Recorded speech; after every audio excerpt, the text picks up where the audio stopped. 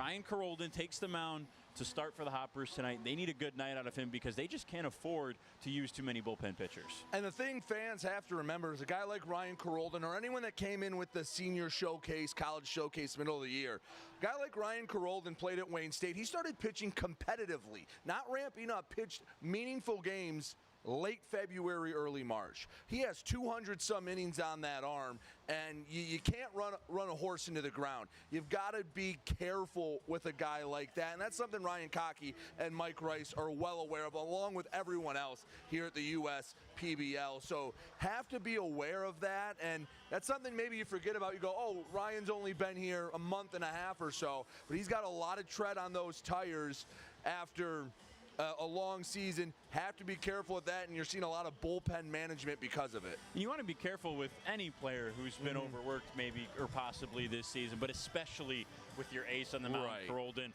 Hopper's team that has a championship in its sights once we get to the postseason here in about a month or so on the USPBL. For the Unicorns on the other side, it's their best strike thrower. 45 strikes leads the team, strikeouts I should say, leads the team on the season. Andrew Huffman getting the start tonight, but he's primarily been a bullpen guy. He hasn't made a start since June 24th this year, and only 3 on the season. This is an atypical look for him starting this game tonight. It is, and the numbers are very weird when you look at it. Only 7 innings on the mound as a starter. ERA is about the same, around 7. That's not where you want it to be, but as a reliever, he's been lights out. He's been part of that mythical Unicorns pitching staff that had gotten them to first place at the midway point of the season. Now, which one are we going to get? Granted, 7 innings is nowhere near even close to a sample size. One bad inning and that can sink you. So you're hoping to get a little length out of him, and you need someone to stop a skid, and who's better to do that than the person on the bump to start the game? Andrew Huffman, we mentioned, the best strike thrower for the Unicorns, going against one of the best offenses, the hottest offenses in the league right now for the Eastside Diamond Hoppers. We got starting lineups in our pitcher comparison after the break. Hopefully the rain's gone when we come back here on the USPBL Network.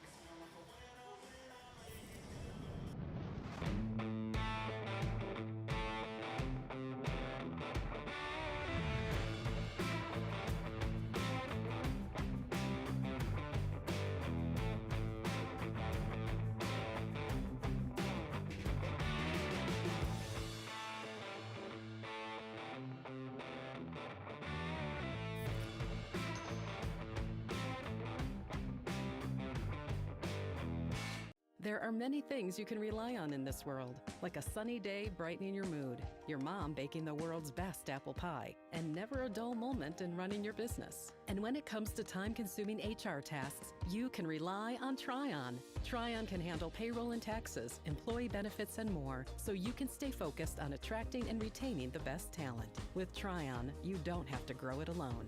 Visit RelyOnTryon.com. You can always rely on Tryon.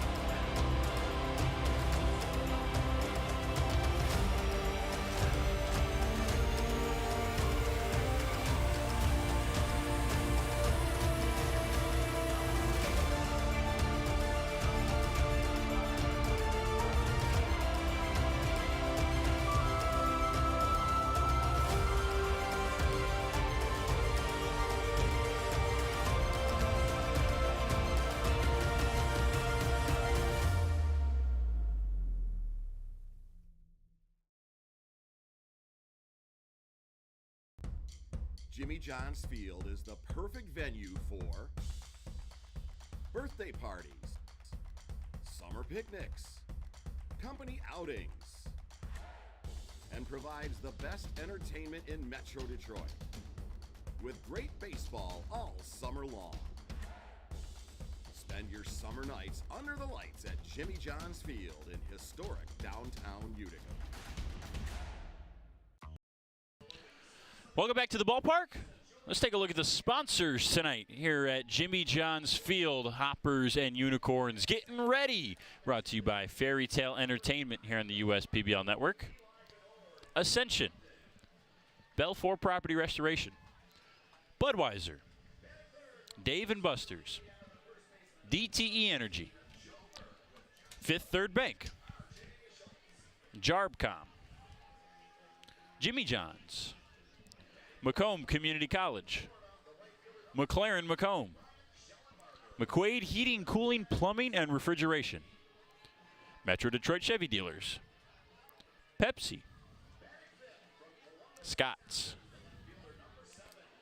And United Wholesale Mortgage. We thank all our proud sponsors for everything they do for the USPBL and the USPBL Network. Lineups have just about finished here on the field. We're going to step aside for the national anthem. When we come back, we'll bring you the defense and the starting 9 for both squads. It's Hoppers and Unicorns. Don't go anywhere here on Friday Night Fireworks on the USPBL Network. There are many things you can rely on in this world, like a sunny day brightening your mood, your mom baking the world's best apple pie, and never a dull moment in running your business. And when it comes to time-consuming HR tasks, you can rely on Tryon. Tryon can handle payroll and taxes, employee benefits, and more, so you can stay focused on attracting and retaining the best talent. With Tryon, you don't have to grow it alone. Visit RelyOnTryon.com. You can always rely on Tryon. We build roads, bridges, wind farms, and pipelines, schools to skyscrapers. Our members create monuments. We operate. We're the operators and mechanics behind the advanced heavy machines that move Michigan forward. We maintain boilers and HVAC. Our members run the complex heating and cooling systems that we all depend on. Our training is second to none, and safety is our priority. We are Operating Engineers 324, and we keep Michigan running. How do these business owners find the time for peace of mind? Because they rely on Tryon to handle difficult and time-consuming HR tasks like payroll, benefits administration, and more. Working with Tryon, one of the nation's top professional employer organizations, provides access to top-tier health care and employee benefit plans and its team of attorneys and HR experts. With Tryon, you don't have to grow it alone. Visit RelyOnTryon.com. You can always rely on Tryon. Why are all these business owners smiling? Because they rely on Tryon to handle difficult and time-consuming HR tasks like payroll, benefits administration, and more. Working with one of the nation's top professional employer organizations provides access to top-tier health care and employee benefit plans and Tryon's team of attorneys and HR experts. With Tryon, you don't have to grow it alone. Visit RelyOnTryon.com. You can always rely on Tryon. What are the odds that we're neighbors, where you've known each other our whole lives, and both tear the exact same things in this exact same knee? So an ACL tear is an injury to the main stabilizing structure of the knee. You want a good team around you, because then you know that what you're doing is going to help you in the long run. My message to everyone who's helped me, thank you so much, because you guys helped me progress so much. Also hearing it from a friend that's went through the exact same thing, I think sort of helps that know that there's a bright side at the end. First State Bank is a locally owned and operated business. We're part of your community. At fsbcares.com, you'll find ways that we're making a difference by featuring locally owned and operated businesses, providing access to helpful financial resources, and engaging with community. fsbcares.com is part of our commitment to the neighborhood, because strong neighbors mean stronger communities. Where good neighbors do great things. Member FDIC and Equal Housing Lender.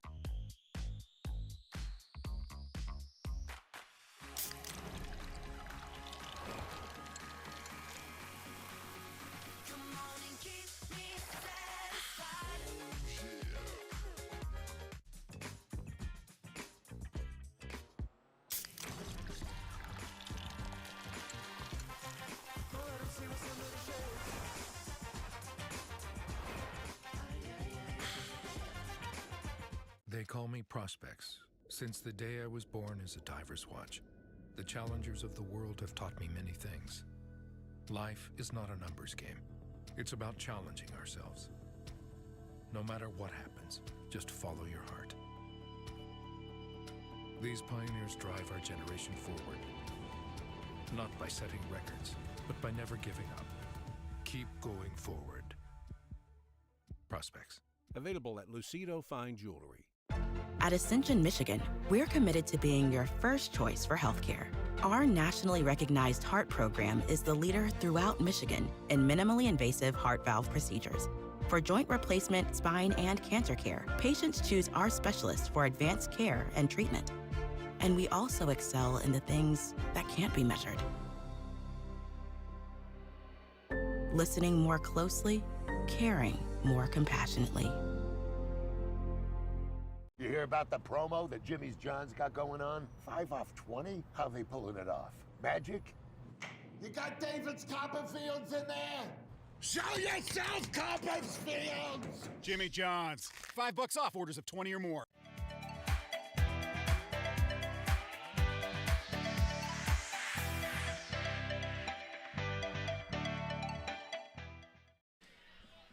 Just about ready for first pitch here at Jimmy John's Field. Brady Beaton, Brendan Shabath bringing you this call. So glad you could join us. It's a beautiful Friday night. The rain has departed. The skies have opened, and the players have taken the field. Let's take a look at the starting lineup for the Utica Unicorns. Leading off, per usual, is Lucas Gooden. He'll be at third base defensively. A home run last week for Lucas and a non-public loss for the Unicorns to these Hoppers. Making his debut at the catching spot and batting in the 2-hole. Talk about a welcome to the league. Ramon Enriquez gets the start and the duties behind the dish tonight for the Unicorns in his first ever game. Josh Baker is in the 3-hole. He'll be out in left. Felix Aberrett, the typical catcher, has the designated hitter spot today. He's off his legs. He'll bat cleanup. Nick Pastor is out in center batting 5th. Angel Diaz is over at first base on the right side of the infield batting 6th. Phil Matulia, a newcomer to the league, is out in right field batting 7th. And then the two up the middle defensively, Donovan Curiel and Patrick Baggett, the second baseman and the shortstop, batting 8 and 9 with Andrew Huffman on the mound. And for the Eastside Diamond Hoppers, Luis Acevedo, as always, the second baseman and the leadoff man tonight for the Hoppers. Noah Marcoux, a hot bat in this lineup. Those three, Marcoux, Burke, and Schellenbarger, all are either currently on or just recently had a 7+ game hit streak ended. Joe Burke had his ended last night. Marcoux and Schellenbarger both have an active hit streak. It's the right fielder, left fielder, and center fielder in 4, 5, 6, Schellenbarger, Califoot, and Flores. Then it's Pup at shortstop batting 7th. Hughes is catching and batting 8th. And Taj Porter. We don't often see Taj Porter and Whit Hughes in the same starting lineup, but Porter is over at third base. The switch hitting catcher and third baseman gets the start. Carolden first pitch, fires it in low and inside to Lucas Gooden. We're underway for ball 1 here on our Friday night fireworks spectacular. Taj Porter actually last night was warming up in the bullpen. He pitched in college. This one's out to left. No man's land. Califoot's got a long run. Slides. Did he make that grab? He did. Joey Califoot getting things started early defensively. Didn't take long to get those pants dirty, but he records the first out. And that's a perfect segue to checking out the three-dimensional services defensive alignment for the Hoppers. Obviously, it's Joey Califoot in left. Then out in center field is Anthony Flores. Bryant Schellenbarger is over there on the right side of your screen in right field. Porter and Burke on the corners. And then up the middle, it's Pup and Acevedo with Hughes behind the plate. You know, when you had Califoot running over, at first I'm going, all right, like, I appreciate the effort, but it felt like it was in vain. And he covered a lot of ground, looked it into the glove, made a really nice play off the bat. Thought he had no chance. Thought it was more lip service running over there. No, he had a good beat on it, made the play. Now Ramon Enriquez in his first at bat, 1-1. So quickly 1 up and 1 down for Carolden. Pitching in his 40th inning this season, most on the Hoppers. Lost that curveball a little bit there. That's a knuckle curve for Carolden. That goes along with a changeup and a four-seam fastball.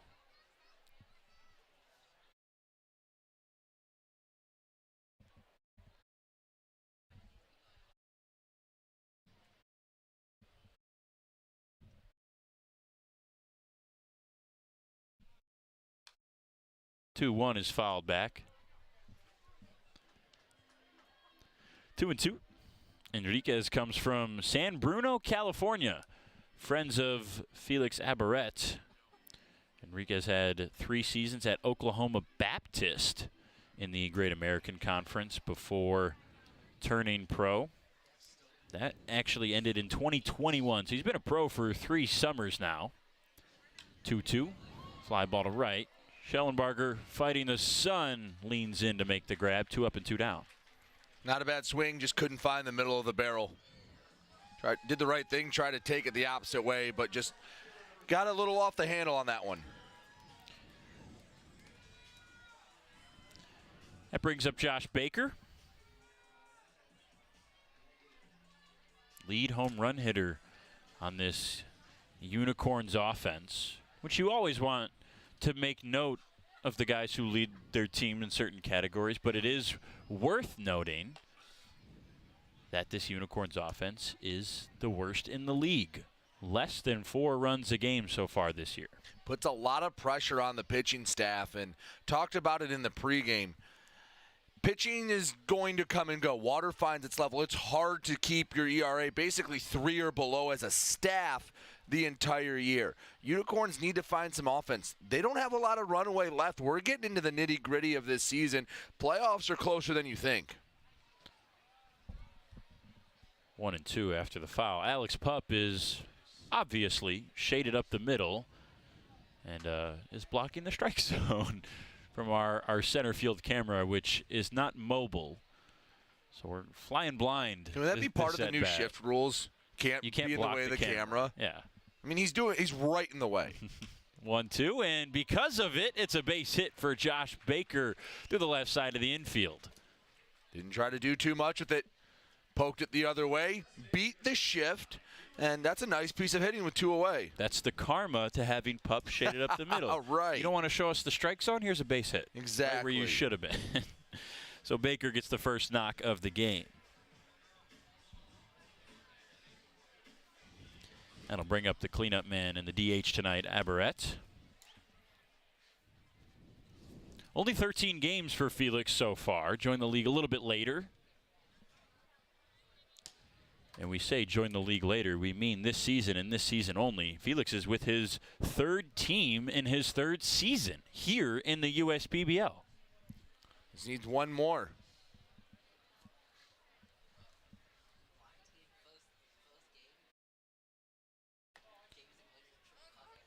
It's a good fastball with some life for a strike from Carolden. Felix was a hopper back in 2021. Then moved on to the Pioneer League for the start of 2022. Came back midway through the summer to join the Beavers and win a championship with them last year. He didn't only win a championship. In that championship game, he carried them to a win. He had 3 home runs and was 4 for 5 with 6 RBIs in the season finale last year. He was a guy brought in to be a spark plug for this Unicorn offense, and he's held his part. He's hitting over 300 this season. Swings and misses at the curveball up, 2-2.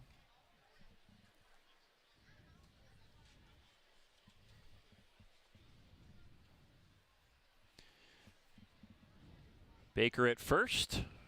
Abaret tight in that right-handed batter's box, close to the plate, trying to cover that outside part. Fastball up, got him strike 3, tipped into the glove of Whit Hughes. And 1 base hit is stranded for the Unicorns. Nothing more. Ryan Carolden gets out of the inning pretty easily. And we're scoreless as we head to the bottom of the 1st here on the USPBL Network.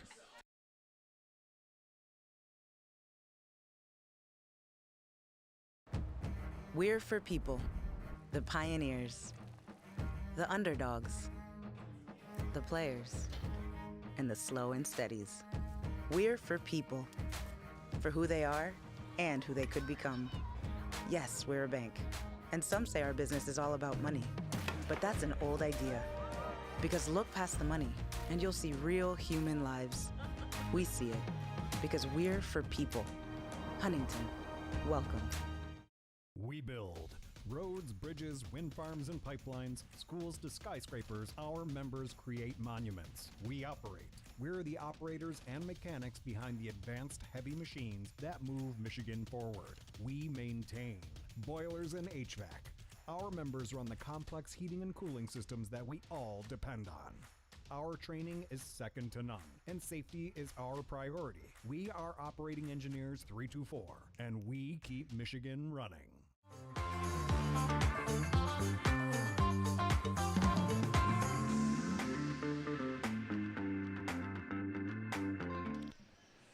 Bottom of the first, between the Unicorns and the Hoppers, scoreless in the top half of the inning. The Hoppers will send Acevedo, Marcoux, and Burke to the plate against the 23-year-old native of Kerhonkson, New York, Andrew Huffman, making just his 4th start this year in 15 appearances. Really interesting to see Huffman on the mound tonight. He hasn't made a start since June 24th.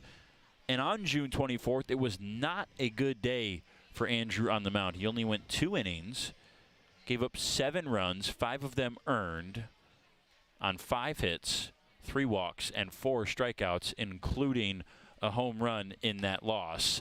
Huffman has been great out of the bullpen for these Unicorns, Brady, all season long. He's got a 3.96 ERA overall, 25 innings of work, leads them in strikeouts. But as a starter, it's a little bit of a different story.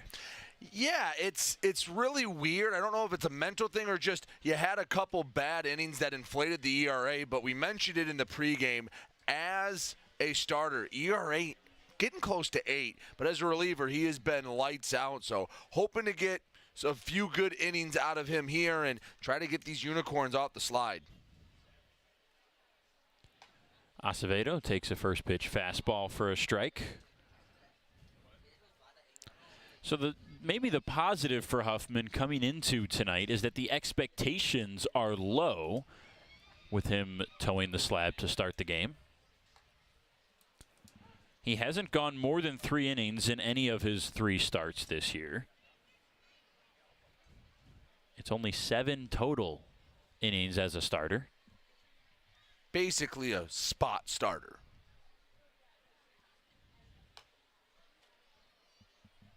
Fastball outside, 1-2. And with Connor Tomasic coming off the injured list tonight, we do expect to see him make his injury debut, is one way to put it. Maybe that's why, because Tomasic is a starter, and yes, he was at the start of the year. He was in college as well, and maybe that's the mindset behind Jim Essien and Nick Caruso. Just let Tomasic ease into it. We're only going to see him probably for an inning. Right. Not likely more than that unless it's a very short inning or something strange happens. But he'll get eased into this game, likely behind Huffman right away. The 1-2. Up 2-2. Acevedo is still alive. Well, your goal right now is to make sure that you're getting your guys ready for the postseason. I mean, at most you got to win 3 games if you finish 3rd or 4th. Make sure you're playing your best baseball for that weekend. It's a tough thing to hone in, but that's what you're aiming for. That's the goal right now. Acevedo smacks it out to right. It loops foul. He'll stay alive to see pitch number 7. So Huffman's ERA as a starter, 7.71. So what is it as a reliever?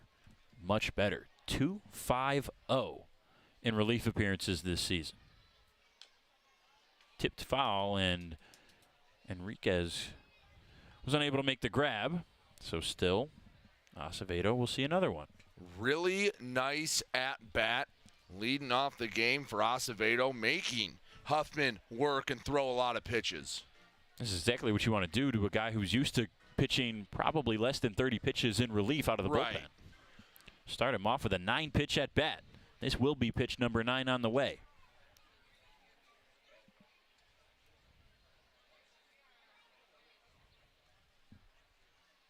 Fastball got him. Blew it by him at 92. And Huffman starts his day with a strikeout. Just wore him down, battled, and could only battle for so long. 92 got on him pretty quickly, especially if you're thinking off speed. If you're thinking off speed and you come with 92, you're done. You're DOA. Now here is one of the hottest bats in the league, Noah Marcoux, digging into that left-handed batter's box. First pitch swinging, and he fouls it back to the screen. Marcoux, Schellenbarger, and Califoot, the only true lefties in the lineup tonight for the Hoppers. Taj Porter is a switch hitter down at the bottom of the order in the 9 hole. Who's basically been a lefty because there's very few southpaws on the mound. Correct. No lefties on this Unicorns roster, so Porter effectively just serves as a lefty tonight.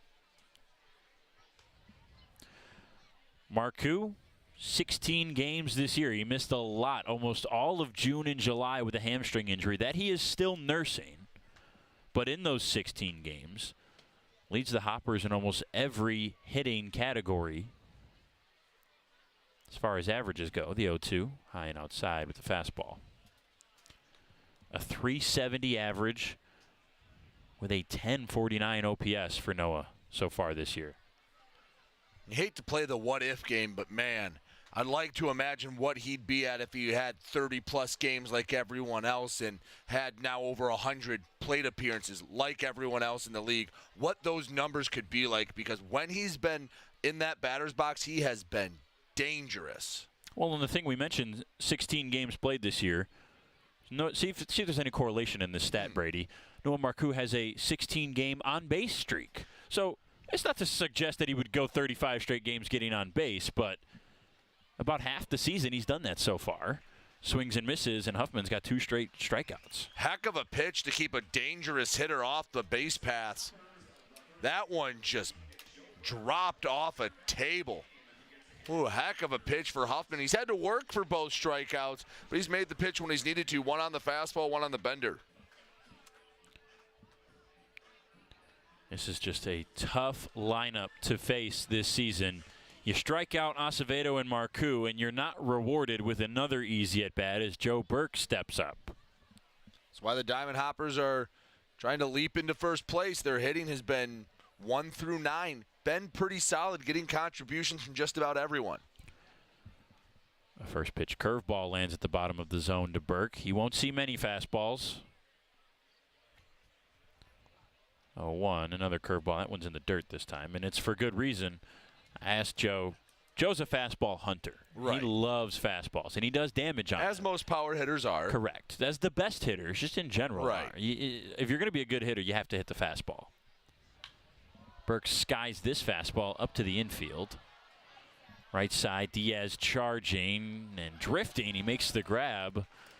Hung up there for a long time, but Andrew Huffman gets an easy 1, 2, 3, including a pair of strikeouts. A scoreless first inning on Friday night. We'll go to the second on your home for USPBL Baseball.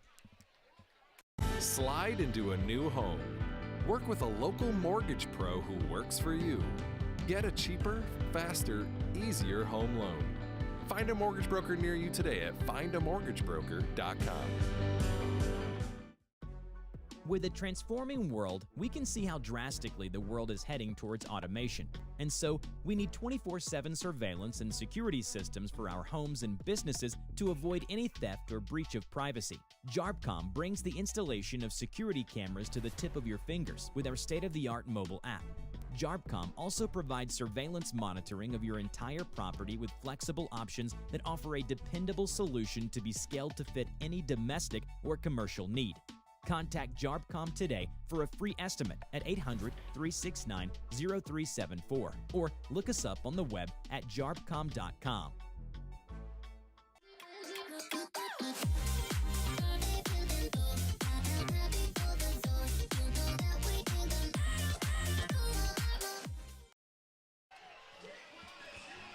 Good crowd on hand here for Friday night. Friday night's always the fun night here at Jimmy John's Field. Looking for a softy ball.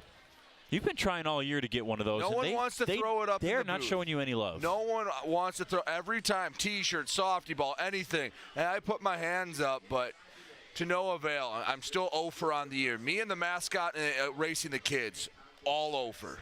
Broadcasters are people too. Yes, I would like just one softy ball. Just one. I don't need to hoard them. I just need one. And not one each. I don't need one. We just need we need you to get one. Second inning, it'll be the 5, 6, and 7 hitters for the Unicorns. Pastor, Diaz, and Matulia.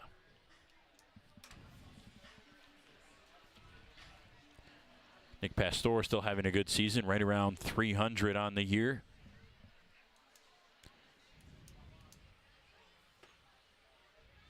plays a very good center field defensively as he looks at a fastball for strike one.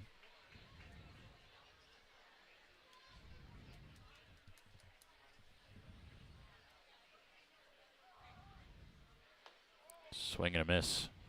Got him with the curve. Now 0-2. Carolden surrendered a base hit in the first. That just dove under the bat of Pastor. That was a nasty pitch. That looked like a fastball for about 40 feet. Goes back to it on the 0-2, and it's chopped to Pup, who charges, fires, and makes the play. Hoppers probably have the smoothest fielding middle infield in the league, and Pup and Acevedo, big reason for that. Alex Pup over at short, he's got a little flair to him, but he usually makes the play. Percentage-wise, these are the two best defenses in the league this year. And we've talked about it before on this network. There's no good way, even in Major League Baseball, to properly and accurately, and I would say the right word we're looking for is objectively quantify defense. There's no good number for it. Every defensive stat that you find nowadays, even the advanced ones, are still relatively subjective and don't always tell the full story. I think that one caught Hughes, so he'll get an extra breath as Angel Diaz is behind 0-2. But what we have here is fielding percentage. Right. And that does tell a little bit of a story between these teams. And you're right, the Hoppers are number one. They have perhaps the smoothest infield, like you mentioned, and the Unicorns are not close behind, or not far behind, I should say, second in fielding percentage this year. But you mentioned like something like field percentage, that can be flawed because an error usually has to hit you in the glove. You misread a ball, hey, you drop 5 straight high pop-ups on the infield. Technically, that's 5 hits. That's where even fielding percentage and errors can be tough. 94 up in the strike zone. Here it is, hit it. And Diaz couldn't. Swing and a miss. Second K for Carolden. Last inning when he K'd Aberrett, he touched 95. So when Carolden needs to reach back and get it, he can bring it and get that punch out with a fastball. It looks like a good fastball today. He's got command of all 3 pitches that we've seen so far. Back-to-back lefties. Now Acevedo on the ground. Scoops it to Burke. And just like that, 1-2-3. Ground out, strikeout, ground out. Bottom of the second coming up. Hoppers batting, looking to break the scoreless tie.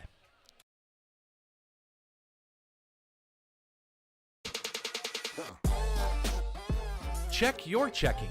If your account doesn't get you pumped, amped, or geeked, make the switch to Genius Checking from Genesis Credit Union. It's just genius.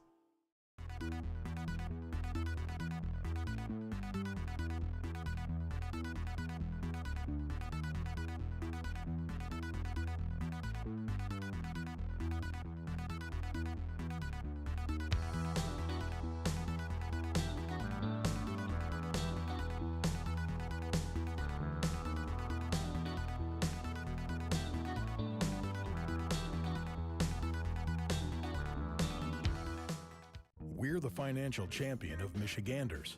Whether you're a goal-getter or dream chaser, an empty nester, or up-and-comer, anyone in Michigan can bank with us. Michigan Schools and Government Credit Union.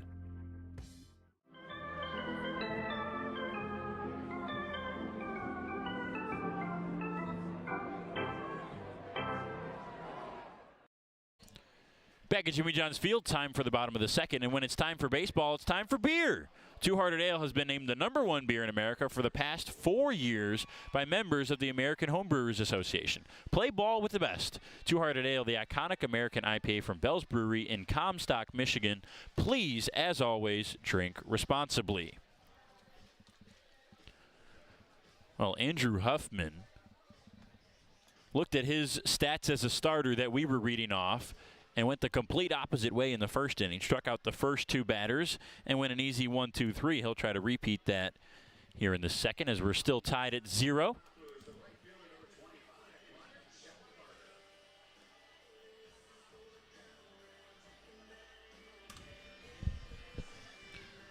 And now it is of note for Huffman, who has been entirely in relief this season except for the 3 starts that we mentioned. He did start all of college. He was exclusively a starter in 3 seasons at sunny Brockport. Schellenbarger check swing foul, strike one. Looked pretty comfortable in the first. And that was 3 pretty quick outs. Well, I shouldn't say quick, but pain-free. He was comfortable in college, too, at Brockport in New York. 3.42 ERA in 115 innings. Swing and a miss, 0-2, and he looks comfortable right now. That was 91 right by the barrel. Some of those Schellenbarger, if he can time it up, he can be dangerous, but that one, a little tardy on.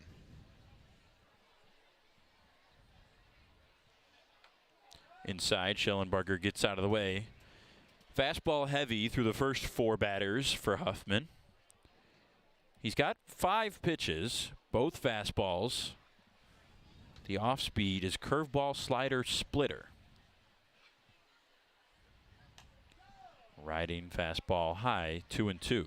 Tried to challenge him up and away, just too far up and away. No way Schellenbarger's offering it that.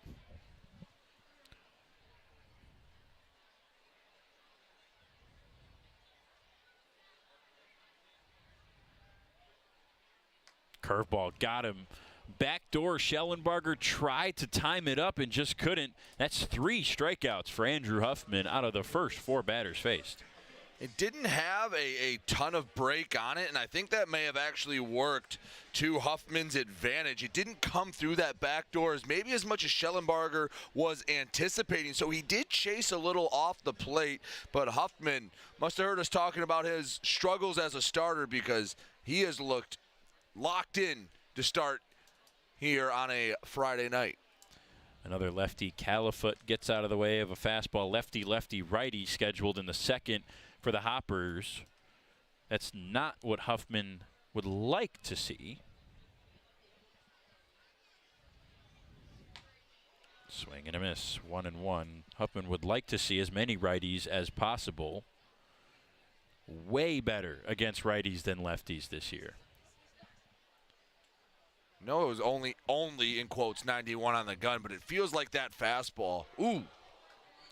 That fastball is going to feel like more than 91. Yes, it is. Off a Califoot's shoulder. Hoppers have a base runner. I'm going to say, it feels like it's exploding to the plate. It's got that spin to it, and it is like popping into the mitt. It is playing fast, but missed that one a little bit. That's the thing that I love about baseball. With how much the game has changed, how much advanced analytics there are, spin rate, and all the different pitch mixes and all the popular things in the game these days, it still is a game of visuals and of feel. Of unique like player types and stuff. Like, you know, Huffman, that last fastball in at 89. It didn't look like 89. It looked just as good as Carolden's fastball, which is looking at 95 on the gun early in this game. And it does look a little bit different as we sit comfortably in the press box and not in the batter's box. Right. I'm sure standing there, those 5 mile an hour make a big difference. But you're right. Pitchers throw a different way. Each one has their own little unique spin to it. And there's not a one-size-fits-all approach. That's why you see so many guys have success with different approaches. Fastball in for strike 2. Guys can have different windups, pitch from the stretch, pitch out of the windup. They can mess with the hitter's timing. It's such a fun cat and mouse game that even with all the numbers there are in the game of baseball, it's still just about the cat and mouse game and adjusting to your opponent. On the left side, fielded on the backhand by Baggett. Long throw, and it pulled Diaz off the bag. He couldn't get back in time to make the tag either. That's just a tough play for Baggett. That likely goes in as a hit, and it does. Runners on first and second. Yeah, throwing across his body. You know, hindsight's 20/20. Maybe if he plants the foot in the ground and throws it back, maybe he has a shot. Maybe if he takes that extra moment, Flores just beats out the throw anyway. I thought he was going to try to go the short way to second. Instead, went across the diamond. Just didn't have the accuracy on that throw. But I agree with that being a hit. Flores has no trouble getting down that first base line in a hurry. Good scoop by Enriquez on the first pitch to Alex Pup, batting for the first time tonight.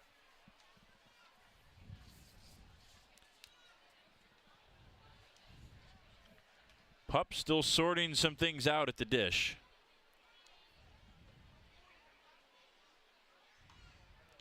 there's never been a question of his defensive skills, and he has not been removed from that spot. But if you remember earlier in the year, was the leadoff man day in and day out in the 1 through 9 for the Hoppers. Obviously tonight down in the 7-hole where he's been for a couple weeks now. This is a spot where the Diamond Hoppers have come through in the last 10 games. Score early, score often. Have a chance to get to a reliever or a starter that has struggled starting this year. Put a little bit of pressure on the Unicorns. The 2-1 Pup fouls it right back to the screen, 2-2. Hoppers as a team hitting .261 with runners in scoring position. The only team better is the only offense better, the Mammoths, so far this year. And they've been mashing their way into first place. It's funny how the standings in the last month or so have kind of flipped. Yep. Beavers were the best offense for a decent stretch at the start of the year. 2-2, right side, long run for both Diaz and Matulia. No one can get it.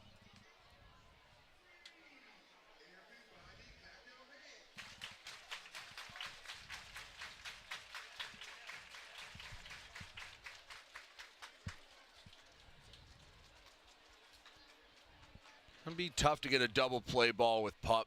Probably pitching for the strikeout here.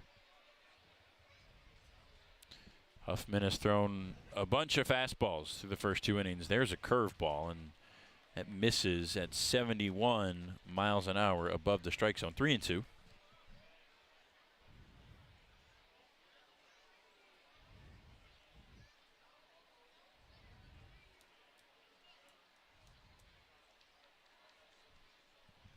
Payoff. Fouled. So Pup hitting 200 in 34 games. That's lower than last year. He finished in 41 games a season ago at 272. And obviously batting average doesn't tell the full story, but the OPS is down as well.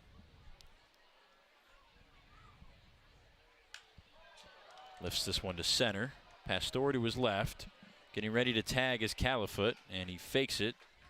Quickly gets back to the second base bag. Heads up throw by Pastore. I think he made it look like he was going to throw it to third, and it went right to the second baseman, Curiel. And Califoot a little closer than I would have guessed at getting back to second base. He wasn't really a threat to tag up there. All Califoot's trying to do is draw the throw to third. Pastore knew better, and that's why he made the play he did. 2 down and 2 out for Whit Hughes, who is swinging a big bat in the last couple games. Put 102 off the barrel a night ago. A frozen rope that went over the fence in left center. First pitch swinging, puts it in play, third base side. Gooden. That's the third out. Hoppers threaten a little bit. Couple guys get on. One in scoring position is stranded. It's still 0-0 after 2. Unicorns batting in the third after these words on the USPBL Network. First State Bank is a locally owned and operated business. We're part of your community. At fsbcares.com, you'll find ways that we're making a difference by featuring locally owned and operated businesses, providing access to helpful financial resources, and engaging with community. FSBcares.com is part of our commitment to the neighborhood because strong neighbors mean stronger communities. Where good neighbors do great things. Member FDIC and Equal Housing Lender. The Dave & Buster's method is designed to help you unlearn adulthood and recenter life around zapping stuff and cheering for stuff with your friends. Begin the method today with 5 free games. You know you want to. Fifth Third Extra Time helps you do you better. So kick back and relax. You have extra time to avoid overdraft fees. Fifth Third Extra Time. This is banking a Fifth Third better.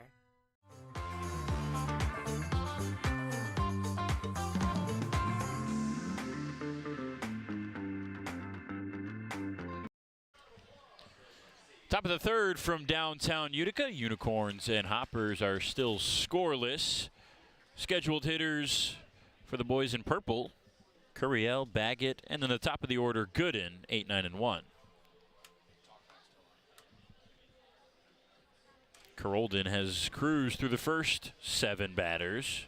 Pair of strikeouts, only 1 base hit conceded, and a gorgeous, gorgeous day for baseball here on Friday night. And what I like about Carolden is his average fastball will sit 91, 92. But when he needs that strikeout pitch, he can rear back and add a couple of miles per hour to it and essentially have a little wrinkle to that fastball. The fastball has looked really good today from Carolden. I would wager to say it's one of the best that we've seen.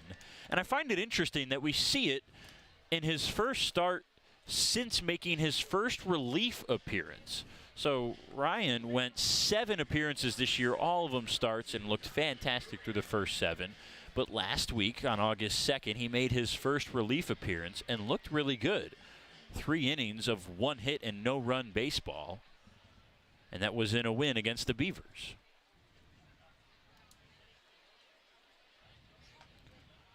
Curiel sees his first pitch, a fastball in there for strike 1. And I don't want to harp on it too much necessarily, but last time Carolden was on the mound, we talked about this 3rd inning being the crucial one. Pup, a nice play over to first, quickly 1 up and 1 down after just 2 pitches. Good start to it. We were talking about the innings that have gone on to Ryan Carolden's arm. Wayne State this year, he threw 75 innings. That's a big workload for a college season. And here in the USPBL, he's now over 40. So do some quick math, about 115 innings of work. That can wear on you pretty quickly. When you consider, to put some context to that number too, in 3 full seasons at Wayne State, Ryan only got 170 innings. Right. So we're coming up on that number in 1 year. Yes. Basically, again, since late February, early March, whenever teams make that trip down south and get the college season started. Patrick Baggett, who played as a Beaver last night to help out a shortened roster over there, is back with his hometown Unicorns. Don't quite literally mean hometown. Baggett from Blairsville, Georgia. But he's just been with the Unicorns all season long. Had a pinch run appearance. Played a little bit of third the last couple innings. In a good count per usual, 3-1. He leads the Unicorns in walks this season.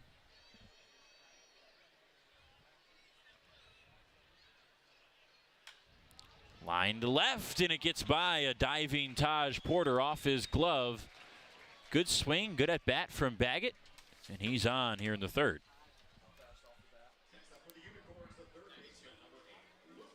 That was 92 off the barrel, and he earned that single. Porter had a good read on it. Just not much you can do. Sold out, got a piece of the glove on it, but what else can you ask him to do?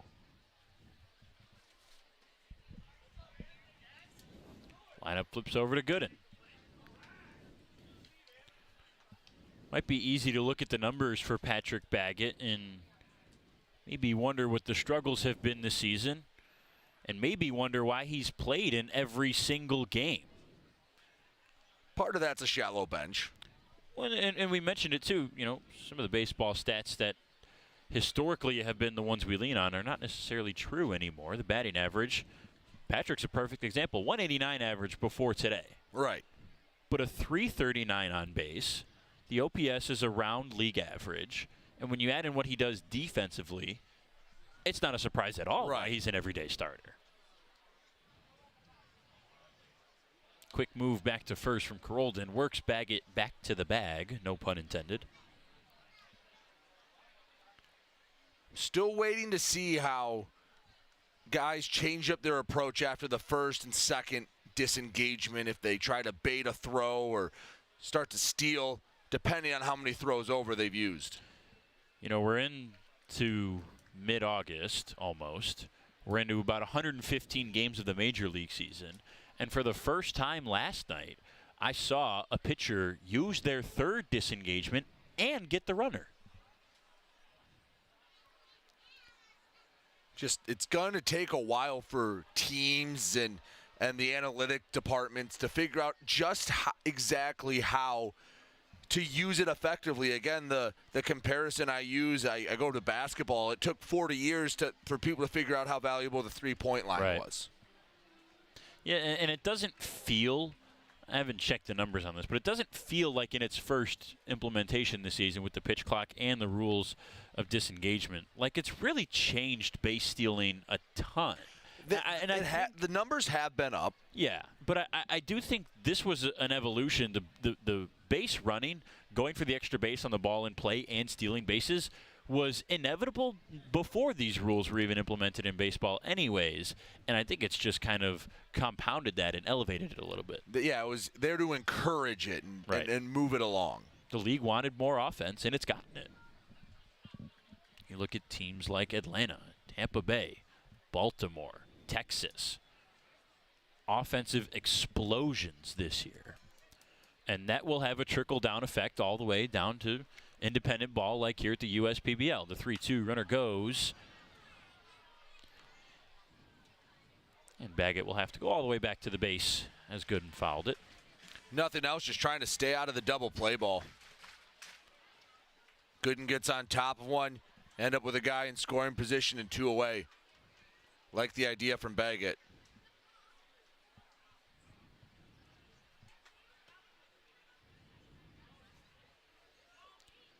One down, move back to first. Baggett had a long dive back. I think of this at bat, that's the longest primary lead Baggett has had, and that was close.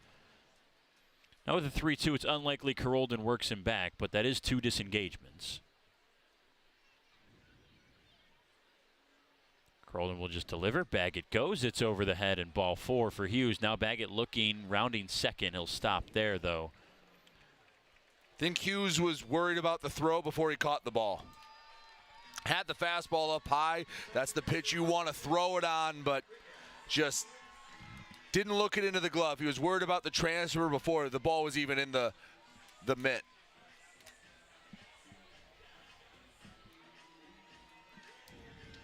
Ramon Enriquez for the second time tonight.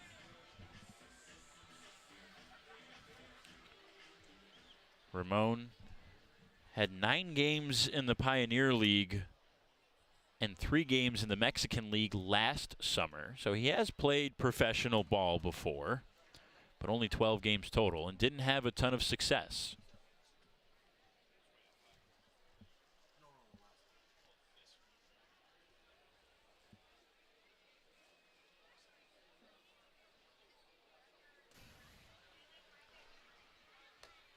Looks at a ball outside between both leagues last year, the Pioneer and the Mexican League. Enriquez was just 2 for 12 with 2 walks and 12 strikeouts. So looking for a fresh start here in his USPBL debut.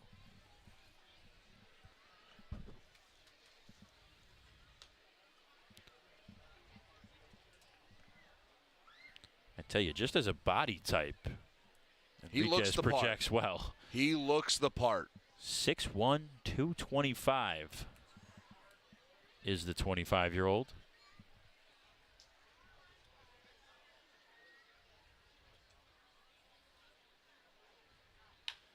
High bounce to Acevedo, backs up, Fields goes to second for 1. Pup won't throw to first. Smart decision with Baggett over at third. That's an impressive play by Luis Acevedo just to get 1 out at second base. Talked about the smooth infield. I mean, that was about as high of a chopper as you'll see at any level. That got, what, 50, 60 feet in the air. On the back pedal, Acevedo feeds it to Pup. Smart play by Pup just to eat it and get the 1 out. But off the bat, I'm thinking there's no way they're going to make a play on that, and they managed to find an out on that. It's a nice job by Acevedo, nice job by Pup.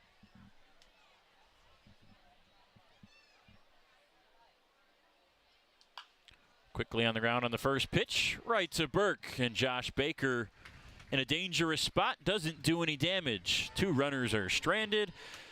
Ryan Carolden gets out of the 3rd inning clean. Home half of the 3rd when we come back on the USPBL Network.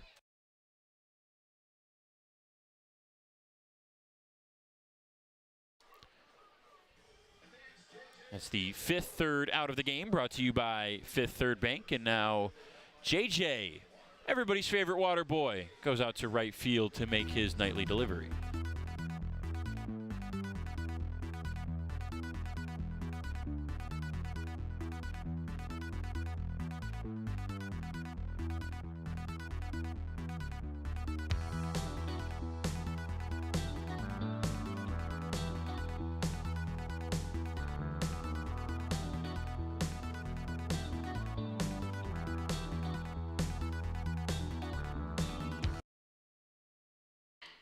There he is, the best boy, the goodest of boys. Can't forget your basket as he finishes making his water delivery, brought to you by Michigan First Credit Union, as always.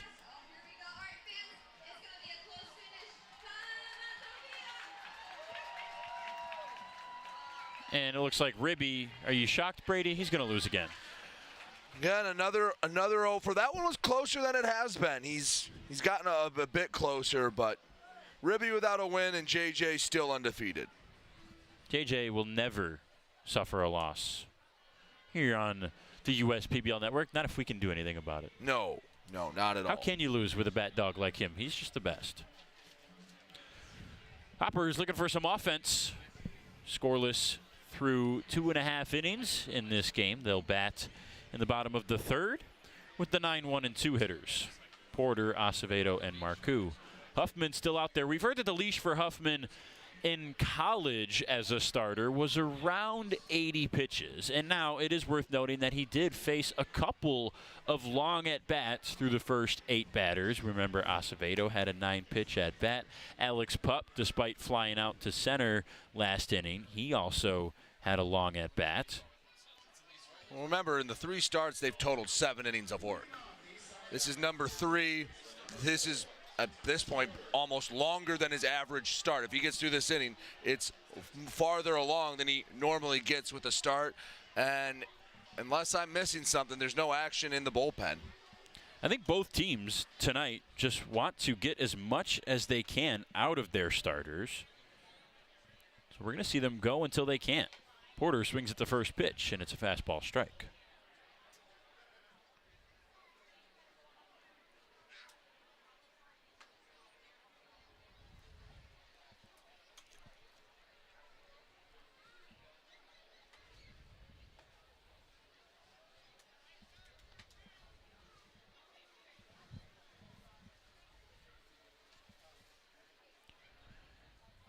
Taj making his 20th start this season.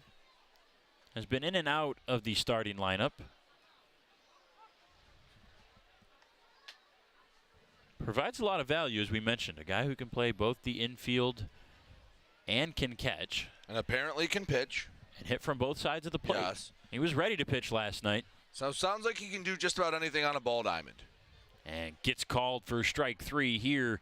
90 painted perfectly. Bottom of the strike zone from Andrew Huffman. K number 4.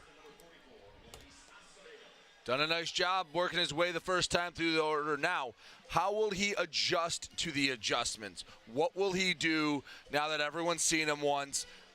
As a reliever, you only get to see maybe, call it 3 to 9 batters on average.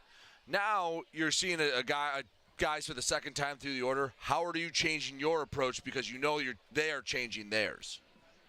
The advantage for Huffman maybe is a 5-pitch mix, allows room for creativity to get these guys out a second and maybe even third time. He was very fastball heavy through the first 2 innings. Yes.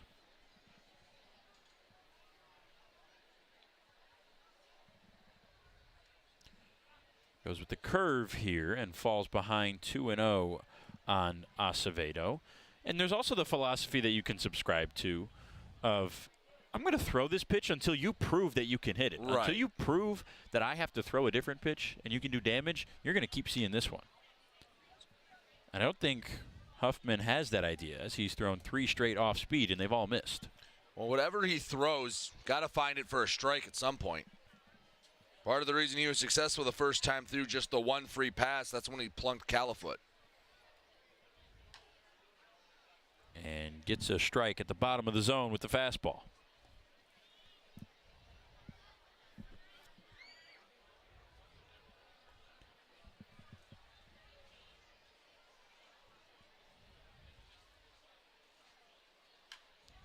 Acevedo pops it up right side. And Huffman, behind 3-0, wins that at bat for the second out on the pop out. That's a nice way to work back, because if you walk him, now you have the leadoff man on, and maybe the toughest 3 hitters in a row in the league right now coming up. That's a way to keep yourself out of trouble. It's a nice job by Huffman.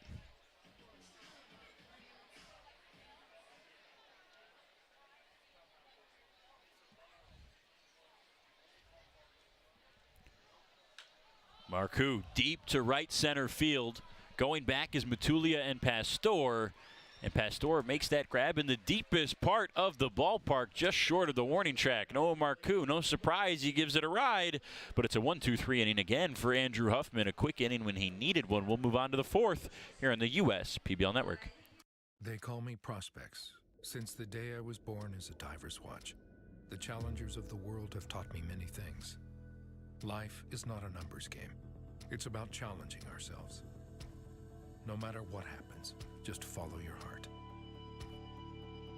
These pioneers drive our generation forward.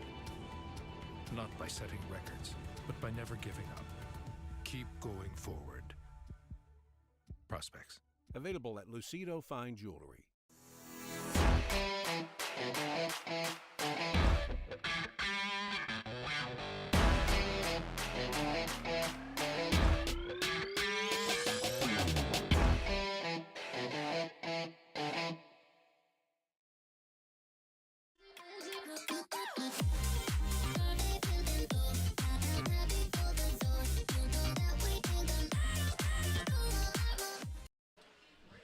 Couple days ago, back on August 3rd, the Mammoths wore custom jerseys featuring their Bad to the Bone logo, which you can bid on now through noon tomorrow. You got to get on it quickly. Noon tomorrow, Saturday, August 12th, is when the bidding stops. The auction link is 32auctions.com/BTTB.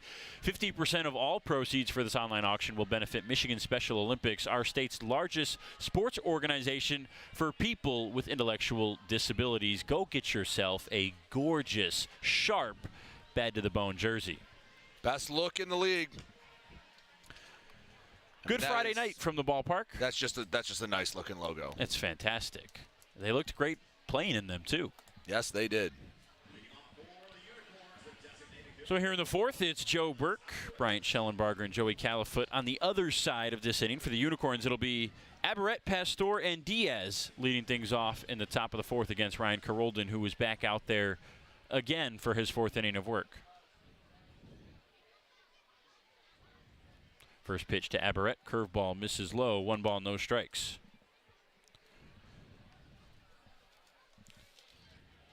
Felix struck out the first time up. That was the first strikeout of the night for Carolden. He's only got 2. The 1-0. Curveball, swing and a miss. That's where he wanted to put it, bottom of the zone. 2 hits for the Unicorns, nothing more. They've had 3 runners on, all stranded. Carolden delivers the 1-1. Another curveball bounces off the plate. 2 balls and 1 strike. Maybe seeing the same thing from Carolden that we saw from Huffman, getting away from the fastball the second time through the order.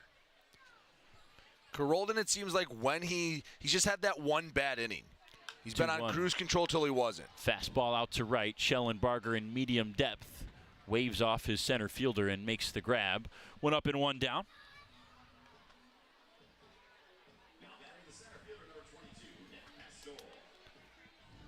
That'll bring up Nick Pastor.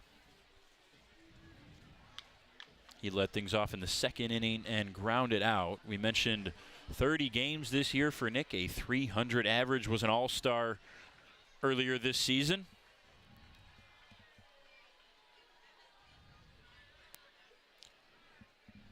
Lefty on righty. Carolden, high leg kick, delivers outside edge, called strike one. Just on the black, maybe a bit of a pitcher's pitch there, but Carolden, he'll take that any day of the week. There's a rare first pitch changeup. Now the strike one pitch, curveball fouled away. All of a sudden, Pastor behind, no balls and 2 strikes. 2 off speeds to start Pastor. Think you're going to see Carolden rear back. Don't be surprised if he touches 94, 95 with this next pitch. Pastor tries to get ready for it. Uses his timeout, digs into the left-handed batter's box, close to the plate. Carolden steps towards first base, works that side of the rubber, the 0-2. High fastball, you were right, Brady, but he missed it. 1-2. Pastor, a nice job not to chase that pitch.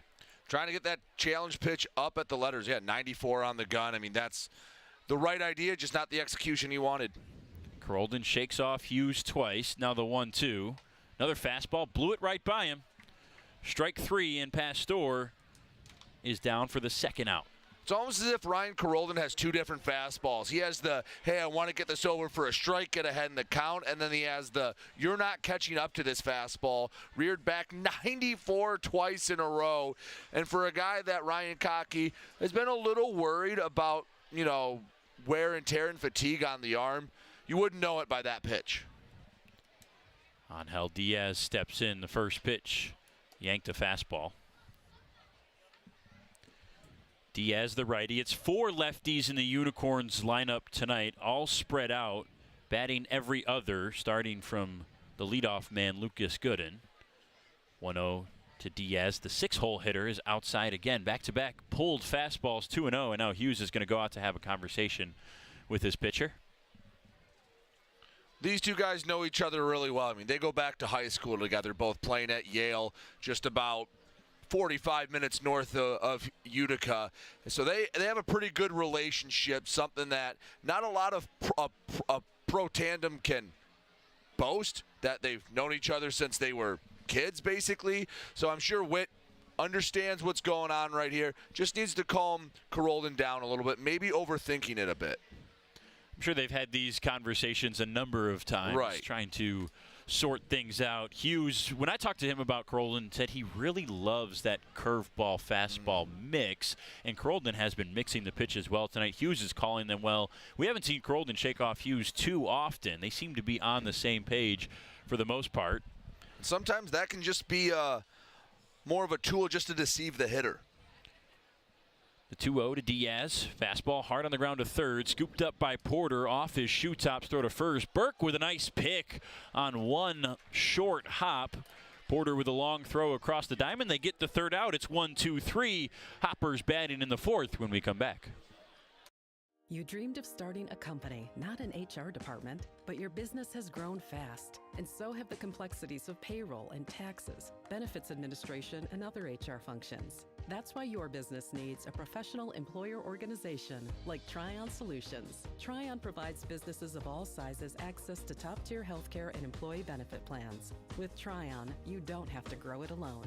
Visit RelyOnTryon.com. You can always rely on Tryon.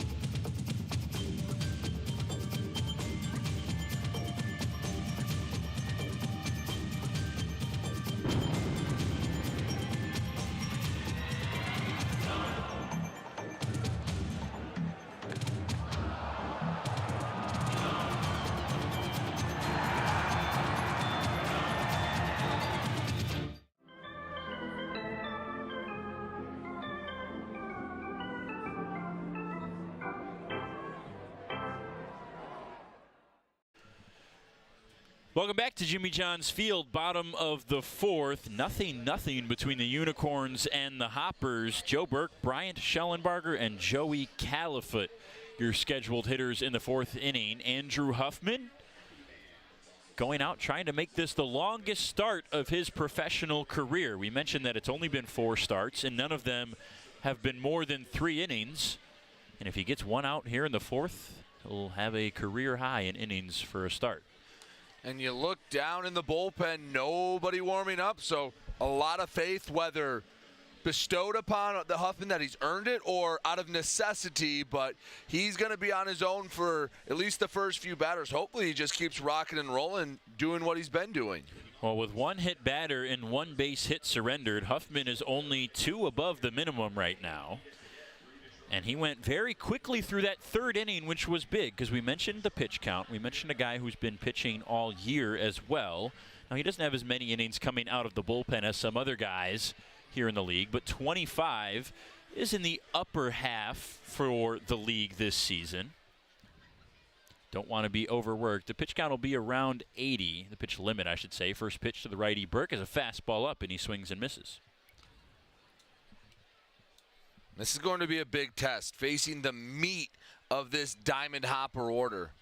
Second time through. Really interested to see how Huffman navigates these murky waters. Huffman lifts, fires a curveball that Burke slaps foul on the ground, 0-2.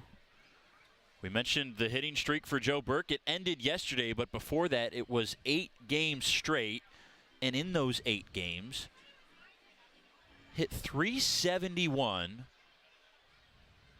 with 7 home runs and 11 RBIs. He's just been on a tear lately. And even yesterday, 100 miles per hour off the bat was a line out to shortstop in his first at-bat. So he was still swinging it well at times yesterday. 0-2 fastball is up. 1 ball and 2 strikes. We mentioned Burke, a fastball hunter. And Huffman has been relying on it this at-bat. Has to be careful.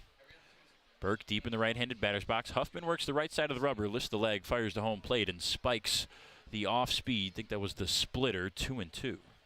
Looks like they may have been crossed up a little bit. You didn't see Enriquez go down, try and block it. Maybe he was expecting the fastball, but didn't look like he was expecting the splitter.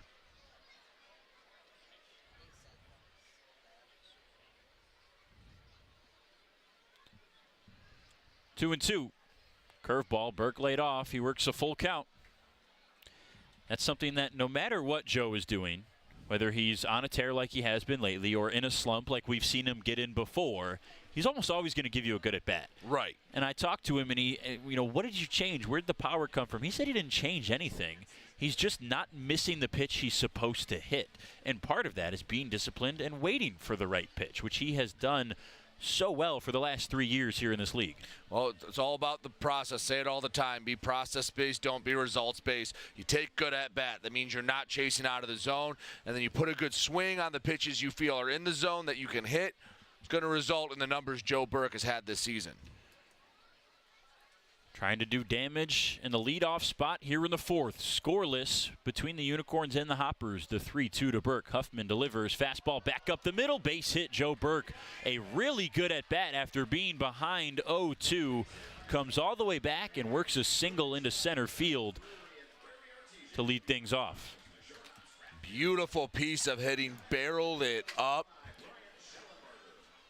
Didn't get all of it. It was 87 off the barrel, which by no means is a weakly hit ball, but on 3-2, that's a good piece of hitting to lead off the inning. Now you hope you can couple it with something from Schellenbarger or Califoot.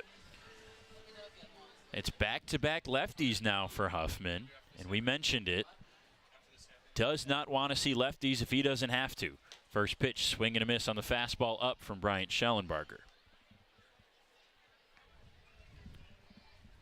First time tonight the Diamond Hoppers put the leadoff man aboard. Seeing if they can do something with that, try to break this scoreless tie. Huffman sets with the glove at the belt.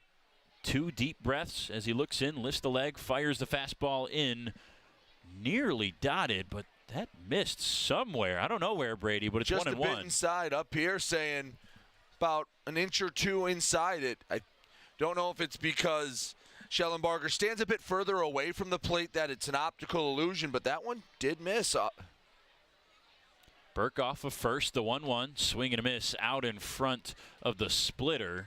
Very nice pitch from Huffman, and he had Schellenbarger fooled. It's now 1-2. He was thinking fastball, and he was thinking long ball with that one. He was not trying to punch that the other way. He was trying to put that on the hill and right. There was no sitting back on that one on the back foot. No, there was not. Good job to pull the string by Huffman. 1-2, swing and a miss. Schellenbarger K's for the second time, and that's a big strikeout following the leadoff base knock for Huffman. That's his 5th tonight. Had Schellenbarger off balance that whole at-bat. He wasn't happy with himself. You see him walk back to the dugout, and, well, have to tip the cap to Huffman. He outmaneuvered Schellenbarger in that at-bat. How about Andrew Huffman against lefties so far tonight? The only one that's reached is this man, Califoot, who was hit by a pitch in the second inning. And he ducks out of the way of a fastball again inside, missing 1-0. But the 3 other lefties, 0 for 5 with 4 strikeouts so far against Andrew. Really impressive considering batters from the left side have hit 300 against him before tonight. The 1-0. Fastball up, tipped into the glove, 1-1. That location with the fastball has primarily been up all night. And it has looked good. He's dipped back to it here in the 4th. The 1-1. Outside with the splitter. Diaz holds Burke on at first base. Both infield and outfield, besides Diaz, play Califoot the lefty straight up. Califoot chokes up on that bat a little bit deep in the left-handed batter's box, tight to home plate. Swings and puts one the opposite way foul. A little late on that fastball. I think Huffman doing a nice job mixing up his pitches right now, keeping those hitters off balance, not necessarily knowing where he's going to go in or out, but even front and back, getting guys on their front foot are a bit late on some swings. Huffman checks the runner, holds the glove at the chest, then sets at the belt. One deep breath, lifts the leg, drives towards home plate. Califoot out in front of it on the ground. Diving, stop by Curiel. Get up, throw to first to make the play.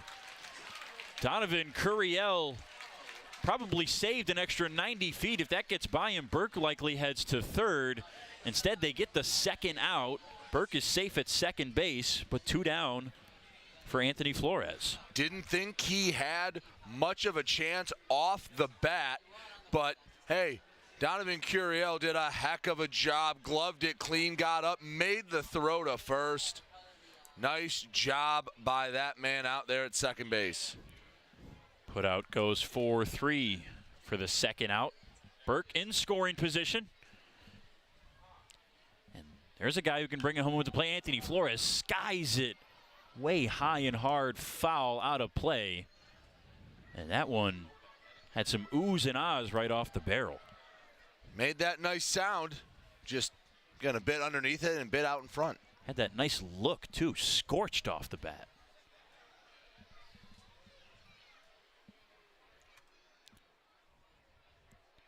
Flores, a 600 OPS in 35 games in his first professional season. The 0-1 looks at a slider just under the zone. Good eye, 1-1. Not a bad pitch from Huffman, just a better take from Flores.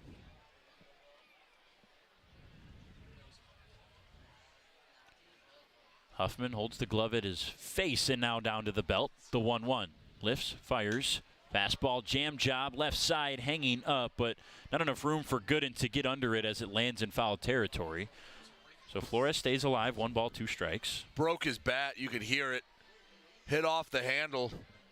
He's going to have to take that long, long walk and get a new bat.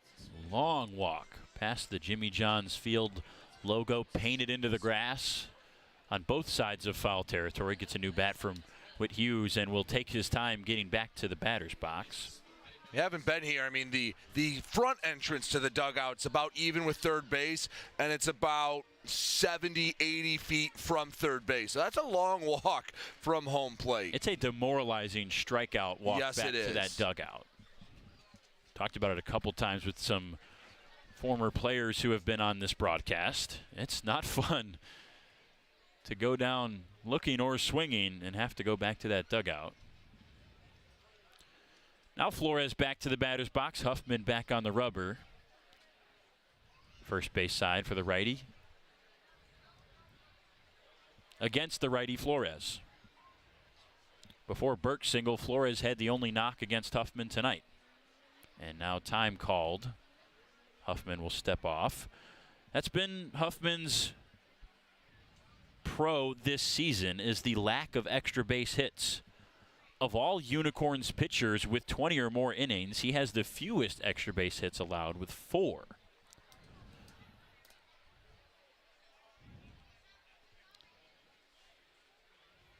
Now we're finally ready for the 1-2. Huffman sets, and he'll work Burke back to second base.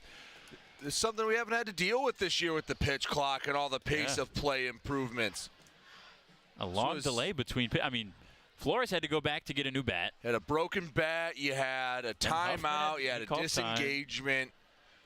This was a regular occurrence a year ago. Now it's the oddity, it's the unicorn, if you will. What are the odds we see a pitch here? Huffman delivers the 1-2, and it's popped up. Shallow right to the right side of the mound. Coming in is Diaz. He'll drift and make the grab, easily drop the ball on the mound after the third out. Burke gets in scoring position. That's the closest the Hoppers have come to breaking the scoreless tie. Still 0-0 as we go to the 5th from Jimmy John's Field on the USPBL Network. We build roads, bridges, wind farms and pipelines, schools to skyscrapers. Our members create monuments. We operate. We're the operators and mechanics behind the advanced heavy machines that move Michigan forward. We maintain boilers and HVAC. Our members run the complex heating and cooling systems that we all depend on. Our training is second to none, and safety is our priority. We are Operating Engineers 324, and we keep Michigan running. What are the odds that we're neighbors, where you've known each other our whole lives, and both tear the exact same things in this exact same knee? So an ACL tear is an injury to the main stabilizing structure of the knee. You want a good team around you, because then you know that what you're doing is going to help you in the long run. My message to everyone who's helped me, thank you so much, because you guys helped me progress so much. Also hearing it from a friend that's went through the exact same thing, I think sort of helps that know that there's a bright side at the end.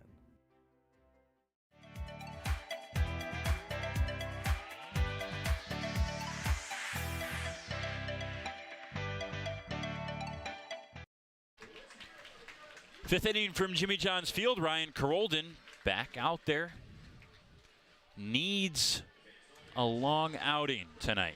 Has a very short bullpen. A bullpen that has actually had the reinforcements, the cavalry, if you will, from the Mammoths come over and join them tonight. We are expecting to see the 3 new pitchers from the Hoppers roster tonight pitch. But Ryan Carolden has gotten pretty easily through 4 innings as we start the 5th with the 7, 8, and 9 hitters, Matulia, Curiel, and Baggett. Ryan Kottke couldn't have really drawn it up any better. He's gotten through 4 relatively easily, and the strikeout number's only at 3. In a vacuum, you might want that to be a little higher, but with wear and tear concerns, throwing less pitches, getting the ground ball out, which he has gotten plenty of, getting quicker outs, might not have been the worst thing for Ryan in this start.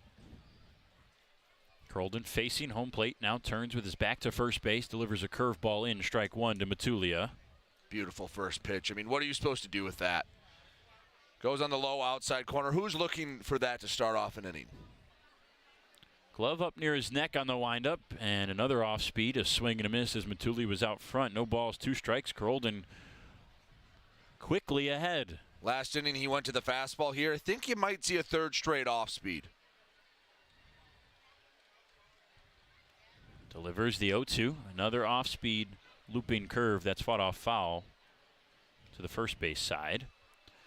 Our expectation after talking to manager Ryan Kottke was that Carolden would only get 4 or 5 innings. The bullpen is quiet as of right now. We'll see if that changes as we get deeper into this 5th inning. Top of the 5th, 0-0, 0-2 on Matulia. And inside in the dirt, 1 ball, 2 strikes. Ben, what, 4 straight off speeds now?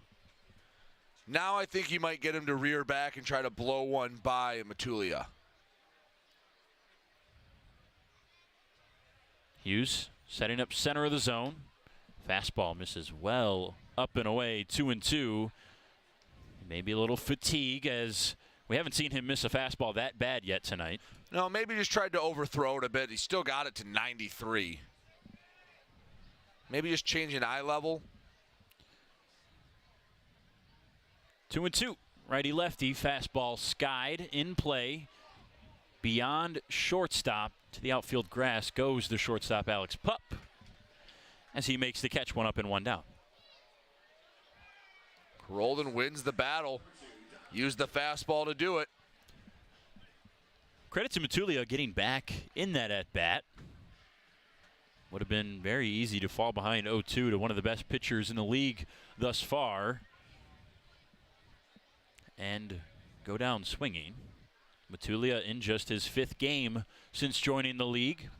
Now it's Donovan Curiel, right on right. Fastball up and out of the strike zone, 1-0. Not that bad of a pitch, just missed by a hair up. Curveball, check swing, a little excuse me, right back to the mound. Carolden fields his position nicely and throws to Burke to get Curiel by a couple steps.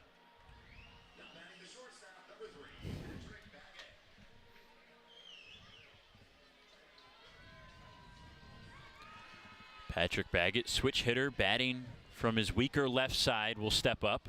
He does have a single tonight already, though. A really good at-bat back in the 3rd inning. Hit it hard. Hit it on the screws. What you like to see out of your 9-hole hitter or any spot in the order, really. Curveball well outside on the first pitch from Carolden, and he kind of groans as he walks back to the rubber. Upset with himself there. Baggett waves the bat around once. Lifts those hands just to his left ear, the 1-0. And he fouls it off speed, 1-1. Baggett singled with 1 out in the 3rd, then a walk and a fielder's choice put him on 3rd base. And he's the closest batter of any in this game to scoring. We've only had 2 runners in scoring position so far in this pitching duel. The 1-1. On the ground to short. Pup ate him up off his glove. Throw to first. Not in time as it pulls Burke off the bag. Alex Pup as sure-handed as they come at shortstop. And he's made a couple nice defensive plays tonight, but that one in and out of his glove, that'll go in as an error. And with 2 outs, the inning is not over yet for the Unicorns. Almost too routine for Alex Pup. Usually he's got to put a little flair to it. Maybe the speed of Baggett, he wanted to rush it a bit, but that's a play Alex Pup makes 999 times out of 1,000. So the lineup flips over to the lefty, Gooden. Baggett with a big lead. Pitch is blocked by Hughes. Changeup 2 feet in front of home plate, ball 1. Baggett has speed, base stealing speed at first. 5 for 5 this year. With 2 outs, wouldn't be surprised to see him try to get in scoring position and break this tie. Burke holds him on. Everyone else plays him straight up with 2 outs, the 1-0. Skied, another pop-up. Left side, Porter waving everyone off as he just stays in that corner of the infield dirt over there on the 3rd base line. Makes the catch. Baggett gets on with the error, but no damage beyond that. Still scoreless from Jimmy John's Field. Hopper is trying to break it after the break. How do these business owners find the time for peace of mind? Because they rely on Tryon to handle difficult and time-consuming HR tasks like payroll, benefits administration, and more. Working with Tryon, one of the nation's top professional employer organizations, provides access to top-tier health care and employee benefit plans and its team of attorneys and HR experts. With Tryon, you don't have to grow it alone. Visit RelyOnTryon.com. You can always rely on Tryon. Fifth Third Bank. Yeah, it's a quirky name. But here's the thing. 5/3 equals 166.7%. So we put 166.7% into everything we do. Like automatically getting you your paycheck up to 2 days early. Giving you well-deserved extra time to avoid overdraft fees. And helping you borrow from your future self. This is banking a Fifth Third better. We build roads, bridges, wind farms, and pipelines, schools to skyscrapers. Our members create monuments. We operate. We're the operators and mechanics behind the advanced heavy machines that move Michigan forward. We maintain boilers and HVAC. Our members run the complex heating and cooling systems that we all depend on. Our training is second to none, and safety is our priority. We are Operating Engineers 324, and we keep Michigan running.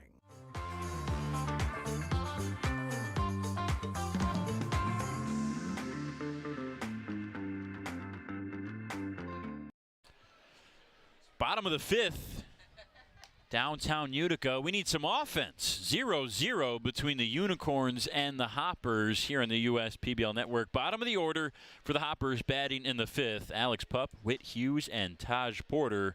A combined 0 for 3 the first time through the order. They're still facing the starter on the mound, Andrew Huffman, for the Unicorns. Very impressive in his first start since June 24th. And a reminder that that June 24th start was not a good one. 7 runs in just 2 innings for Huffman. Tonight, he's only given up 2 hits with 5 strikeouts and no walks as he tries to finish his second time through the order.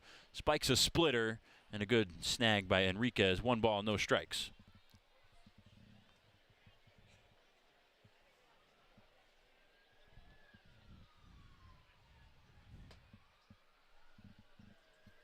Pup had a long at-bat the first time up.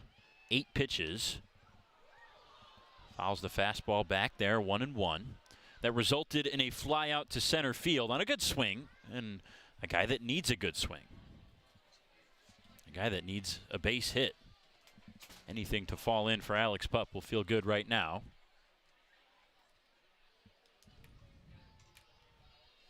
The 1-1. Splitter that just missed. Low and away, 2-1. Just starting to see a little action in both the bullpens. So maybe Carolden comes out for the 6th. Maybe Ryan Kottke sticks to the plan. I'd understand why if he did. 2-1. Huffman reared back and fired a perfect fastball, low and away, dotted on the black. 2-2. The Unicorns are further ahead in their bullpen than the Hoppers. They're just starting to mill around in the bullpen.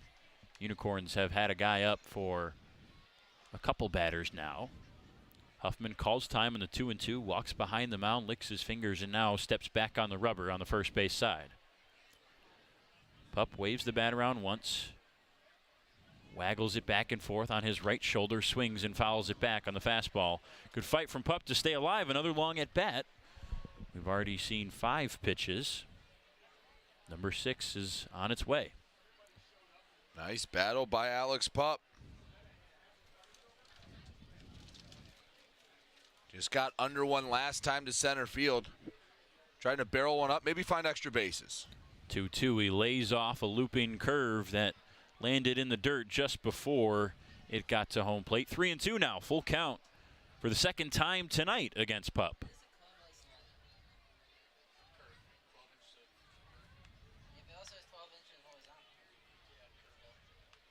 Payoff pitch, fastball, out to center field, another good swing. Pastor going back and now stopping as it falls into his glove on a liner.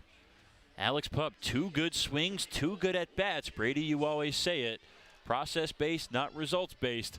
That has to be in Pup's mind tonight. That last one was a lot better than the first one. Give a little credit, though, to Nick Pastor. He read that really well off the bat. There was no wasted movement. Got there in a hurry, and for a second I thought might get over his head. But if he hesitates for a moment, that's a tough play. Instead, gets the good jump, makes it look routine. Huffman goes inside with the fastball and misses to Whit Hughes. Catcher tonight, number 8 hole hitter. Hughes waves that bat under the knee 3 times before bringing it up to his shoulder. Huffman sets with the glove at the belt, delivers, check swing. Didn't go, but it's in the strike zone anyways with the slider, 1-1. Nice pitch there. A lot of pitchers like when they see the check swing. That means they're not picking it well out of the hand. They're a little indecisive. Usually means the pitcher has the edge in the at-bat. 1-1 swing and a miss on the inside fastball. Huffman just has Hughes off balance right now. Hughes popped up on the first pitch back in the second inning in his first at-bat. Huffman comes set on the 1-2, stutter steps twice, delivers to home plate, and Hughes skies it to right. A fly ball that brings Matulia in a couple steps after going back 3. And quickly 2 up and 2 down for Taj Porter. Pulled off of that one a bit. Got a little pull happy, needs to take that one the other way. Take what the pitcher's giving you. Looked like he was trying to put that in the left center gap a little too much. And with the power that Hughes has shown in the last couple games, understandable that he's maybe a little power jittery, maybe? Yeah, that's where you have to know how to handle success. Because do what you did to get to that point. His home runs were not towering blasts. Inside, and it looked like it caught Porter. How did that not hit him? I thought it for sure. And was it after the bounce that it hit him? Yeah, I think it just took a funky bounce in front of him. Boy, but it's out of the way. 1 ball, no strikes. Finishing the thought on Hughes, all his home runs have been frozen rope line drives. He's not a guy that's going to hit the high arcing, beautiful home run. Hit line drives, and eventually you'll elevate a few of them enough that they do carry over the fence. So don't get home run happy. Remember what you did to get those 3 home runs. Keep doing that. Don't change anything up. You hit them for a reason. Porter fouled back the curveball, 1-1 with 2 outs in the 5th. Still scoreless between the Unicorns and the Hoppers. Swing and a miss at the high fastball from Huffman. 1 ball, 2 strikes.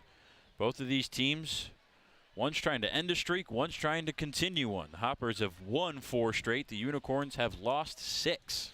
And Hoppers win this. They're in a tie for first place. They get a little help tomorrow from these Unicorns when they take on the Mammoths. They could be going into Sunday sole possession of first place. Huffman gets the sign, sets. The 1-2. Fastball outside. I think Huffman thought he had it for a moment.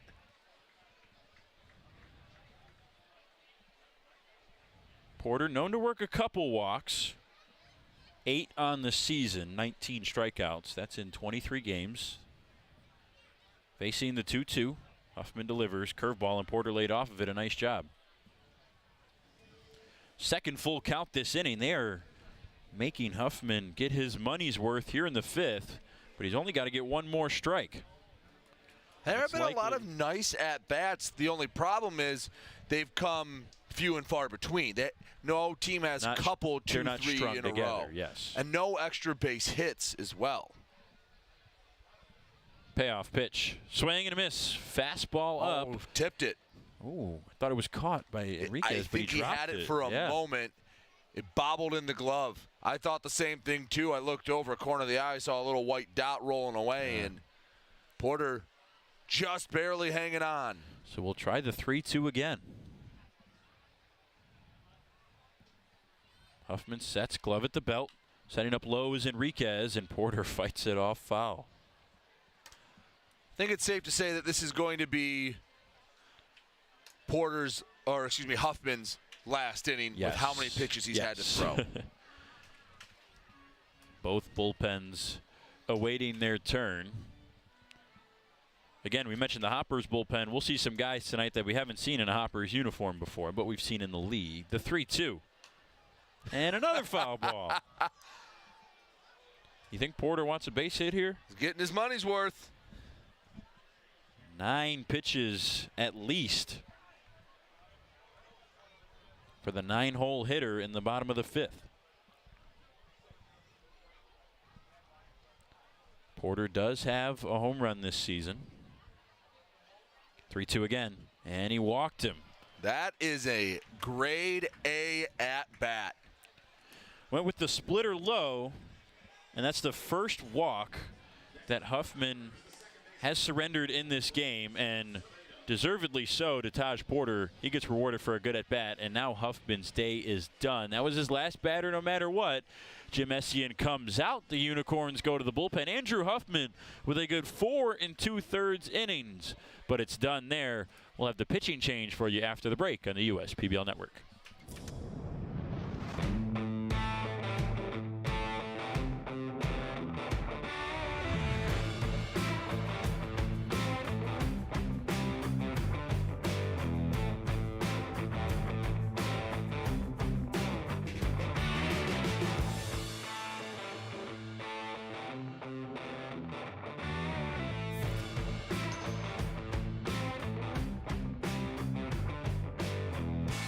There are many things you can rely on in this world, like a sunny day brightening your mood, your mom baking the world's best apple pie, and never a dull moment in running your business. And when it comes to time-consuming HR tasks, you can rely on Tryon. Tryon can handle payroll and taxes, employee benefits, and more, so you can stay focused on attracting and retaining the best talent. With Tryon, you don't have to grow it alone. Visit RelyOnTryon.com. You can always rely on Tryon. We build roads, bridges, wind farms, and pipelines, schools to skyscrapers. Our members create monuments. We operate. We're the operators and mechanics behind the advanced heavy machines that move Michigan forward. We maintain boilers and HVAC. Our members run the complex heating and cooling systems that we all depend on. Our training is second to none, and safety is our priority. We are Operating Engineers 324, and we keep Michigan running. First State Bank is a locally owned and operated business. We're part of your community. At fsbcares.com, you'll find ways that we're making a difference by featuring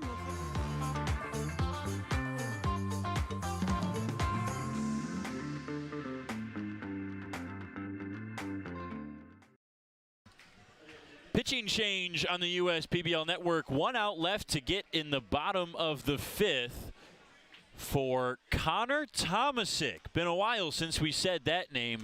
Went on the injured list back in mid-June. The last time he pitched for these Unicorns, June 16th. And they are very glad to have the right-hander back on the mound this season. He had a long departure with some elbow issues. He had some chipped bones in his elbow that may or may not have needed surgery. They realized he didn't need surgery, so he has just been ramping up the last couple of weeks. And this here is his first pitch in return, and it's a fly ball to center field off the bat of Acevedo, and falling was Pastor. He slipped in the wet grass, and it drops for a base hit. Not only did he slip, when he went to brace himself to get back up, I don't know if he couldn't find footing or what it was, but that center field has claimed a few victims. And it's usually been Anthony Flores of the Diamond Hoppers that wet grass out in center field has taken out. So Diamond Hoppers get a little bit of the good luck from the slippery slope out there. How about that welcome back to the league for Tomasic? First pitch, and it should have been an easy fly out, and now Marcoux lines one to the right side that's going to drop for a base hit. Being waved around is Porter. The throw is not in time. It gets by the catcher, Enriquez, back to the backstop. Porter's safe. Marcoux goes an extra 90 feet to second base, and with 2 outs, we should have been out of the inning for Connor Tomasic, but now the Hoppers break open the scoring. It's 1-0. That's how it goes, Brendan.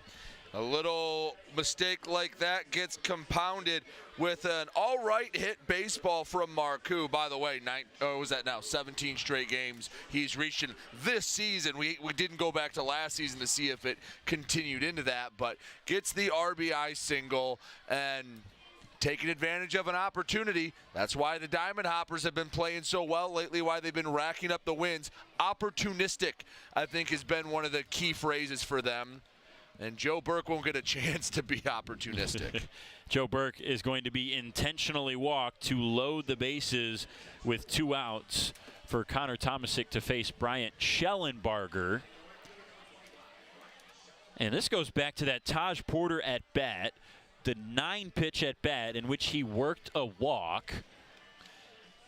And for that ended the day for Andrew Huffman. For any young baseball players out there going, all right, there's 2 away. Come on, just try to maybe swing a little more freely. First pitch swinging, Schellenbarger lines it foul to the right side. Don't necessarily need to have your best at bat.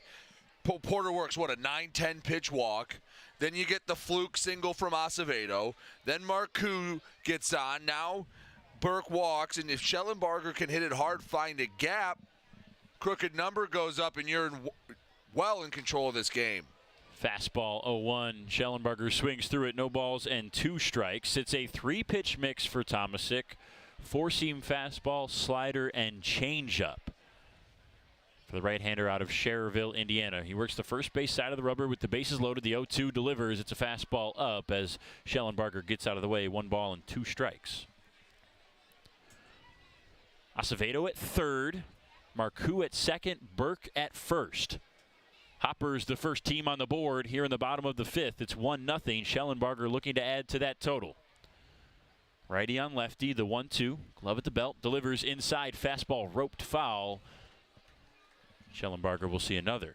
The way Schellenbarger's swinging this at bat, it feels like there's going to be one of two results.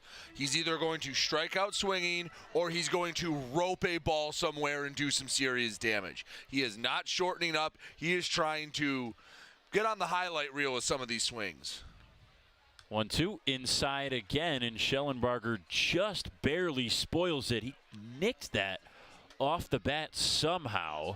Tomasic is trying to bust him inside. Doesn't want to let this ball get to the barrel of a good power hitter in Schellenbarger. He is trying to uncork on one. Schellenbarger with that right foot behind the left, waits for the 1-2, and he fouls it off again. That was the slider at 77, and he spoiled one more time. That swing was a little more defensive than we've seen, but did a nice job fouling off a pitch away. He had him well out in front of it. Tomasic looks in, now comes set, steps that left foot down twice, lifts the leg back to his gut, and Schellenbarger, guess what? He roped it foul on the 1-2. A fourth two-strike foul. Brian Schellenbarger has seen 7 pitches, and it's still just 1-2. The Hoppers with the bases loaded this season as a team, batting .222. The 1-2 one more time, and we'll see another one. It's fouled back. This is the process I'm talking about. Foul off pitches that maybe aren't there. Wait for that mistake. And when you get the mistake, you can't miss it. You're doing the hard part right now, spoiling off some good pitches from Tomasic. Tomasic went on the IL back in June with a 4.11 ERA in 15 innings. Glove at the belt, the 1-2 again. High, got him to swing and miss, strike 3. He went with the slider up. Schellenbarger froze for a minute, then checked his swing and went around. 1 run comes across to break the scoreless tie, but that's all in the bottom of the 5th. It's 1-0 Hoppers as we head to the 6th on your home for USPBL baseball. We're for people, the pioneers, the underdogs, the players, and the slow and steadies. We're for people, for who they are and who they could become. Yes, we're a bank, and some say our business is all about money, but that's an old idea. Because look past the money, and you'll see real human lives. We see it, because we're for people. Huntington, welcome. Companies are competing for talent like never before. With the complexities of handling tasks like payroll, benefits administration, and other HR functions, it's easy to see how a professional employer organization like Tryon Solutions makes all the difference. Tryon empowers businesses of all sizes to attract and retain talent by offering access to top-tier healthcare and employee benefit plans. With Tryon, you don't have to grow it alone. Visit RelyOnTryon.com. You can always rely on Tryon.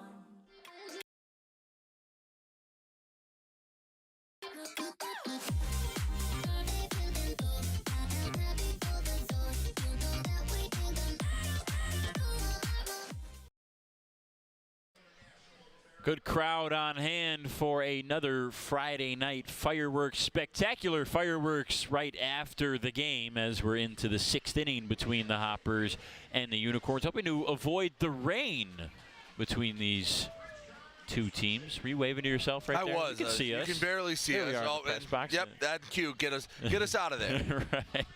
Some young fans in attendance. Always a great place to bring the family for a great way to spend the Friday night. Absolutely.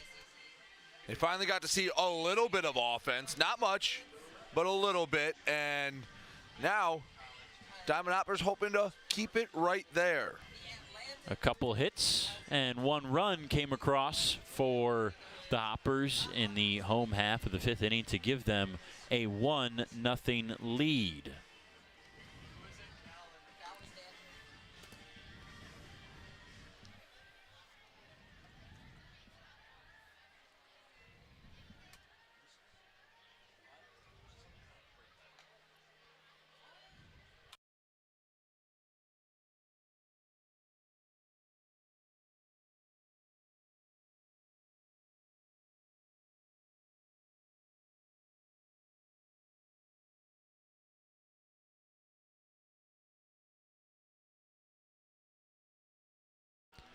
McKady Johnson from the Westside Woolly Mammoths on the mound for the Hoppers, taking over for Ryan Carolden, whose day is done after 5 innings. We mentioned that bullpen that is short and tired for the Hoppers right now as Johnson fires a first pitch fastball in for a strike to Ramon Enriquez.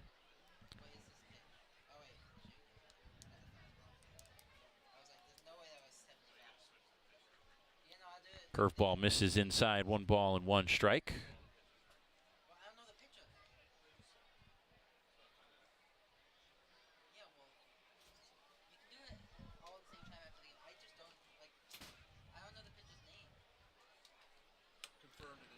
The 1-1 up and over Hughes' glove. Enriquez batting for the 3rd time tonight, a fly out and a fielder's choice so far in his debut with the league. Ryan Carolden ends the night with a very solid line. In 5 innings of scoreless baseball, I don't think Ryan Cockey could have drawn it up any better. Enriquez skies it up. Pup looking into that tough cloud cover kind of sky right now. It's partly cloudy, but it's sunset, but it's kind of gray. It's weird. It's hard to catch a baseball up in those clouds Twilight's right now. tough. McKady Johnson, the 6'6", 220-pound native of Rome, Georgia, played at BYU in college. Shocker, a pitcher for the Diamond Hoppers is tall. Seems like a height requirement.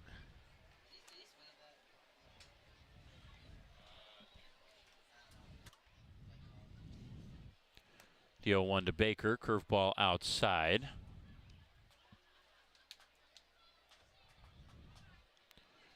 Johnson at BYU was only there for 2 years. Made 22 appearances, all of them in relief. The 1-1. Baker swings over the fastball. 1-2. Of the 2 hits given up tonight to the Unicorns, Baker has 1 of them. That was in his first at-bat in the first. Looks at a fastball in.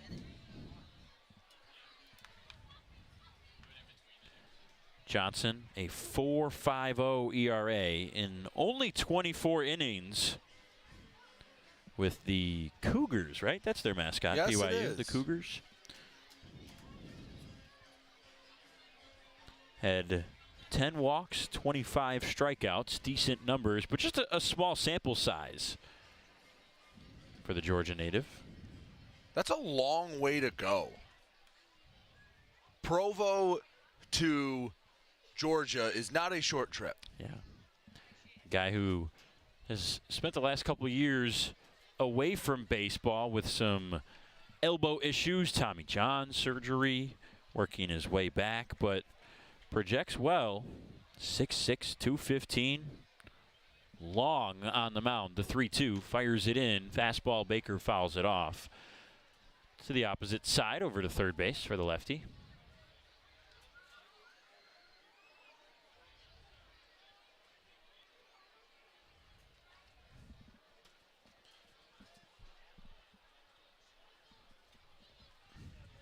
Payoff pitch, and he walked him. Not the worst situation, not the worst walk. Baker, after you record an out, you never like to walk, but that's one of the more acceptable walks you'll see. Carolden only gave up 1 walk, had 3 strikeouts in his 5 complete innings of 2 hit and no run baseball. It's got to be weird for Johnson, who is a loaner, a rental from the Mammoths to the Hoppers this weekend because of the bullpen help that they need. It's got to be weird for him coming in and pitching in that situation. He just got to the league. This is the first that we've seen him, and his debut is not with the team that he's actually going to spend the rest of the season with. So I guess you got to have a mindset of it's just baseball. You just go out there and pitch. It is a reminder that this league, the goal of it is to get as many guys as possible signed with an MLB organization. And you see that in the camaraderie where managers of one team aren't afraid to help other guys get better, help them improve their craft. Yes, absolutely, they all want to win games. We Plunk Dabarette right on that left hip. 89 with the fastball, and that's not going to feel good. And there's. But back to what I was talking about just how everyone wants each other to succeed. A lot of these guys train together. Some of these guys live together. So it's not as, I guess the word I'd use is cutthroat, where, yeah, everyone wants to win. You talk to managers, they're trying to find a way to get an advantage, but they're not going to do it by putting other people down. They just want to raise their guys up as high as possible. Showing bunt Pastor. He pulls it back and looks at ball one with another fastball from Johnson. 0 for 2 today. Maybe doing that just to get a read on the pitch, see if he can get focused in on the ball. I know some managers like to do that. 1-0. Curveball, strike, backdoor. Nice pitch from Johnson. And kind of back to what you were saying, Brady, it's a very fun, competitive kind of banter between not just the managers, but the players of all the teams. The 1-1 is up. You know, a lot of them, like you mentioned, live together, practice together. They're all friends. Obviously, in any sports, you get guys that don't like each other, and some rivalries can develop. But for the most part, it's a very friendly and competitively balanced league. 2-1 out to left, hanging up, Califoot long run, so does Porter. Pup's in the mix as well, but nobody is going to get to it. And some things you see in this league are, hey, a team, whether they have a guy or there's a guy they want to bring in, they'll say, hey, maybe let's just, for example, Ryan Cockey has someone, hey, there's a shortstop I know, but we have Alex Pup, we're set here. He'll go to the other managers, say, hey, do you need a guy? Do you need this? I know this. Or if there's a guy on a team even, we've seen it a couple times now where, hey, just isn't really a role, but I think he'll get more playing time with you. You've seen a guy almost get transferred to another team and start to get more time and a chance to find that dream. On the ground, right back to Johnson. He'll go to third base to try to get the first out, and it was just off a little bit. I think Porter wasn't expecting the throw to go there. He was trying to get the first out of a double play, or at least just get the lead runner, but Porter dropped it, and now bases loaded with only one out. Looked like he rushed the throw, short-armed it a bit. And this is the frustrating part. Walk, hit batter, error is how the first, or the three men have gotten aboard after the Enriquez pop-up. Unicorns haven't had a base hit since Patrick Baggett in the third inning. Angel Diaz looks at a curveball on the front door that misses. 1 ball and no strikes.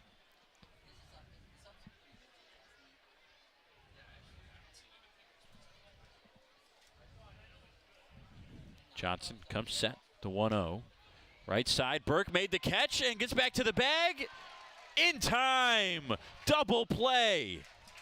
The classic U3 double play to get you out of the inning. Walk, hit batter, error, U3. Everything but a hit. Unassisted, Joe Burke turns 2 and gets out of the 6th inning. Bottom of the 6th, Hoppers batting after this.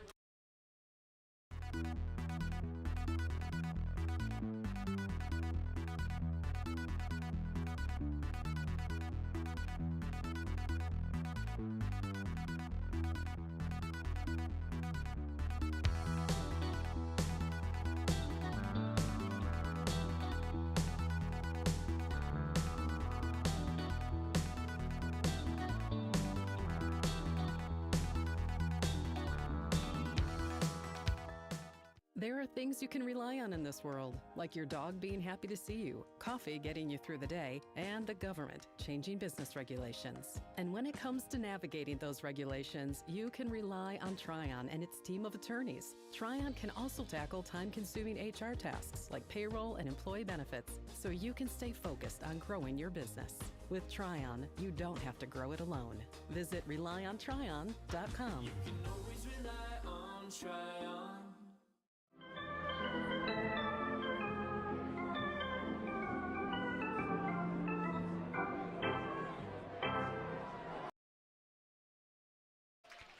So Connor Tomasic only gets 1 recorded out in relief. He did face 4 batters, Acevedo, Marcoux, Burke, and Schellenbarger. Acevedo and Marcoux each got a base hit on the first pitch. Then Burke was intentionally walked. So I guess he didn't really face Burke. And then struck out Schellenbarger on a very long at-bat and a long fight. But that's all Connor Tomasic gets in his return. As we say hi to Carsey Walker, a broadcaster by night and a pitcher by day. He helped me out with a doubleheader a couple weeks back, and I think he was his own worst critic. The confidence he had on the mound was not. Carsey is tough on himself. Yes. He's very confident when he's on the mound. He did a fine job up here. So after Tomasic's debut is done, not going to test that elbow too much, Ben Kreisen, 23-year-old native of Punta Gorda, Florida, takes the mound in just his third appearance here in the USPBL.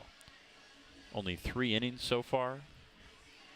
2 earned runs, 1 walk, 5 strikeouts.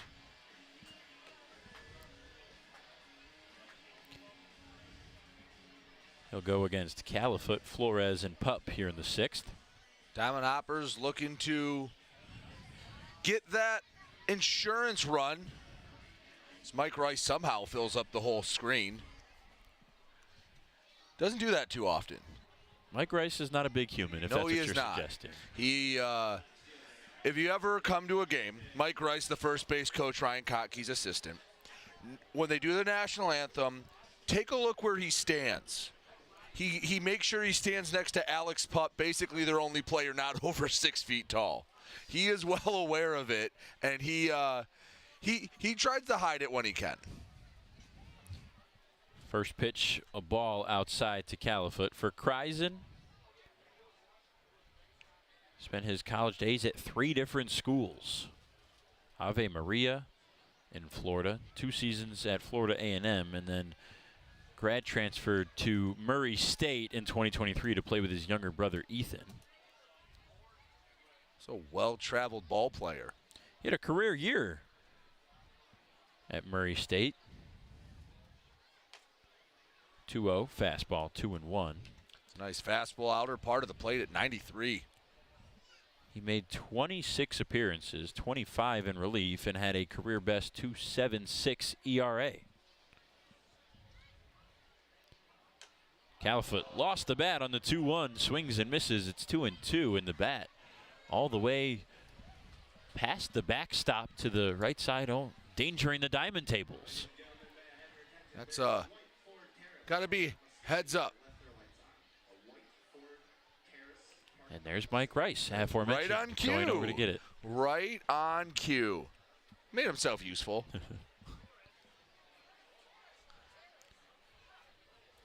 He's spent a lot more time around the ballpark this season, Coach Rice. And a more elevated assistant role this year to Ryan Kotke.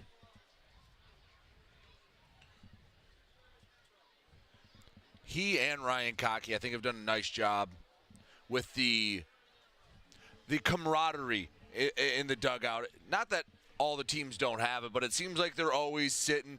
They know when to joke around, and they know when to, hey, get in line, stay. As long as they're staying focused, they can keep it light in the dugout. Califoot takes strike 3 called. Fastball spotted low and in. Califoot doesn't agree with it, but that's the first strikeout of the night for Kreisen. That was that's a pretty good pitch. That's a 50-50 pitch. Nice job by Kreisen. The 3-2, that's a tough take from Califoot. Now Flores due up. First pitch, slider in, strike 1.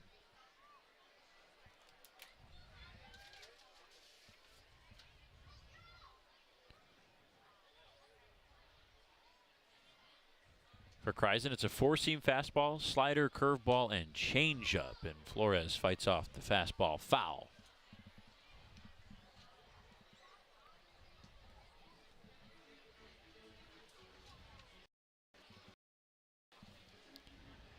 Flores tonight, 1 for 2. Had one of the only 2 hits against Andrew Huffman in his 4 2/3 innings to start this game. Now the 0-2, broken bat, third base. The barrel goes flying. It's fielded on the backhand by Gooden, and they get the speedy runner Flores at first base. Bat went farther than the ball did. Sheesh. The ball wasn't a little dribbler either. No. I've seen more shattered bats this weekend than I think I've seen almost all year long. It has been a bit ridiculous. Some good pitching. Some hard pitching.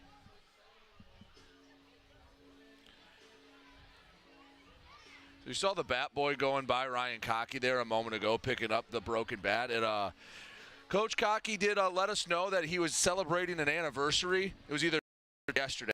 Yeah. Was cut from his released from his final today, and that's a weird anniversary to celebrate. He had a caveat, which I don't think I heard of Brendan. He was by the bat boy, the sixth at the last station he was with.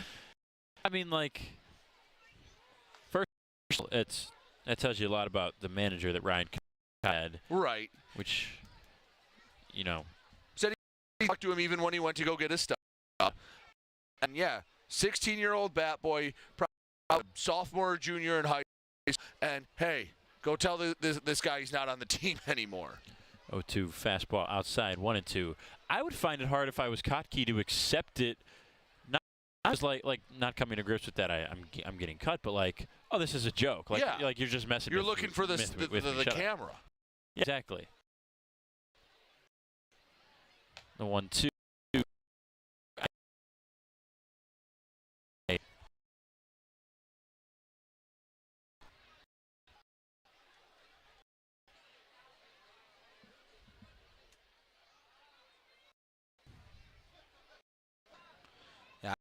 I would think I'd do some TV. I mean, not even have your assistant manager do ball scene. Right. Like, just bat boy, who was not paid to be there or was getting paid minimum wage. And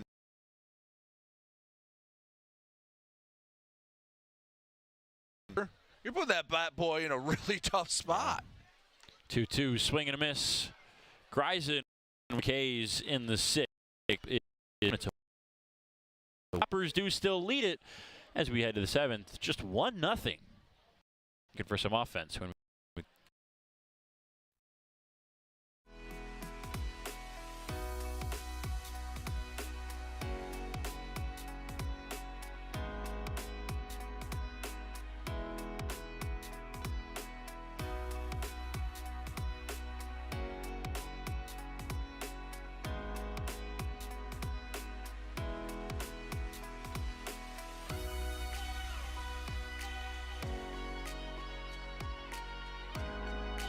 Throughout your life, from big moments to ones well-earned, we're your financial guardian angel.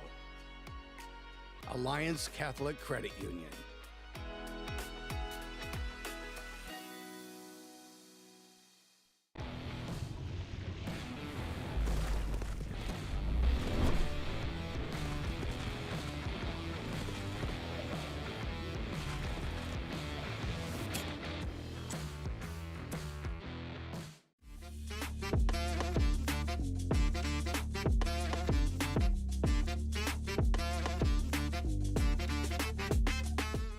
About the promo that Jimmy's John's got going on? 5 off 20? How they pulling it off? Magic? You got David's Copperfields in there? Show yourself, Copperfields! Jimmy John's. $5 off orders of 20 or more.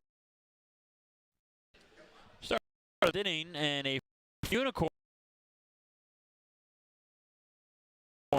Pilates.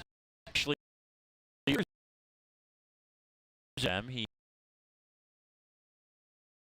in 7 outings, did make a couple starts with them. A sub-7 ERA for Galatas so far this season.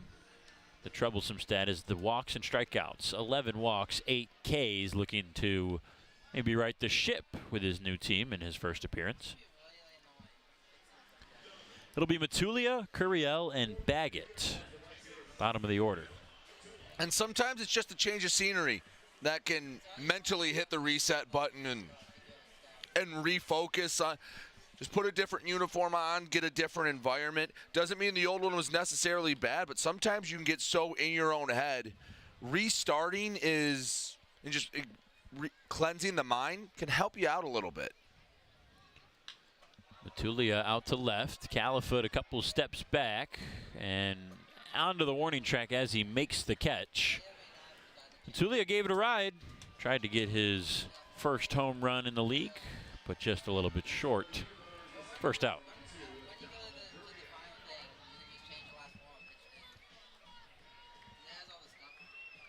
Donovan Curiel strides to the plate.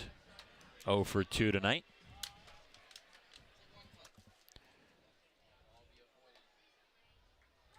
Slider in for a strike. The 0-1. Galatas, 4-seam fastball and a 2-seam. Changeup, slider, curve. Curiel smoked it foul. 0-2. Mainly that changeup is against the lefties and the slider against the righties. Doing a nice job against Curiel. Has him in a deep hole. The 0-2. And Curiel just stays alive, fighting it off foul back over the screen. Barely made a noise as it hit off the bat. He just got a piece of that. Went with the fastball inside, see if he tries to go with the breaking ball away to the righty. He does, and got him to swing and miss. 2 up and 2 down. Curiel K's leaves it up to Baggett. Nice job, the sequencing of pitching from Nick Galatas. And that is much, and you saw Galatas point at Whit Hughes. And hey, I like the way you called that. You helped me get that strikeout. Showing a little bit of love to his new catcher.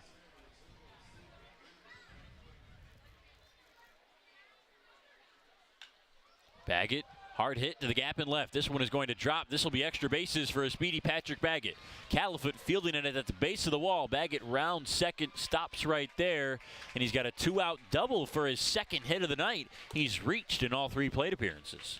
He's been one of the, maybe the most consistent hitter tonight. Even the one he doesn't get credit for with the error, still hit it hard. It was just on the ground right at Alex Pup. He's seeing it well, and he's getting the barrel to the ball. Talked about the value that Patrick Baggett brings, even if that doesn't show up in the batting average column, and he's responded with a couple hits tonight. And the on-base percentage going up. Lucas Gooden for the 4th time. 0 for 2 with the walk. Galatas aware of the runner. Throws in a 2-seam fastball, 1-1. Don't have to pay too much attention to the guy on second. If he steals third, I mean, a base hit probably scores Baggett anyway. All the attention needs to be on Gooden. Checks the runner, now delivers inside with the slider. It's actually the curveball, 2-1. Galatas much better against lefties than righties. Opponents have had some success in the power department against him. 2-1, changeup outside, 2-2 on the outside edge.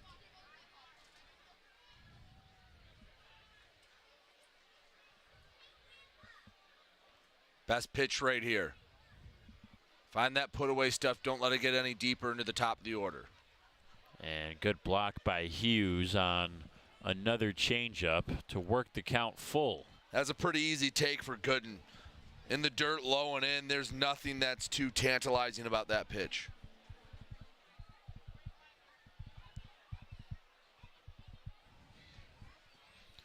Baggett in scoring position, trying to tie this game up. The 3-2, Gooden softly into center. This is a no man's land. Long run for Pup, and it drops in front of Flores.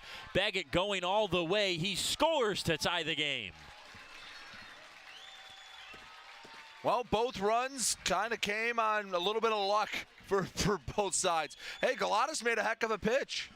I mean, what do you say to him when you get back in the dugout?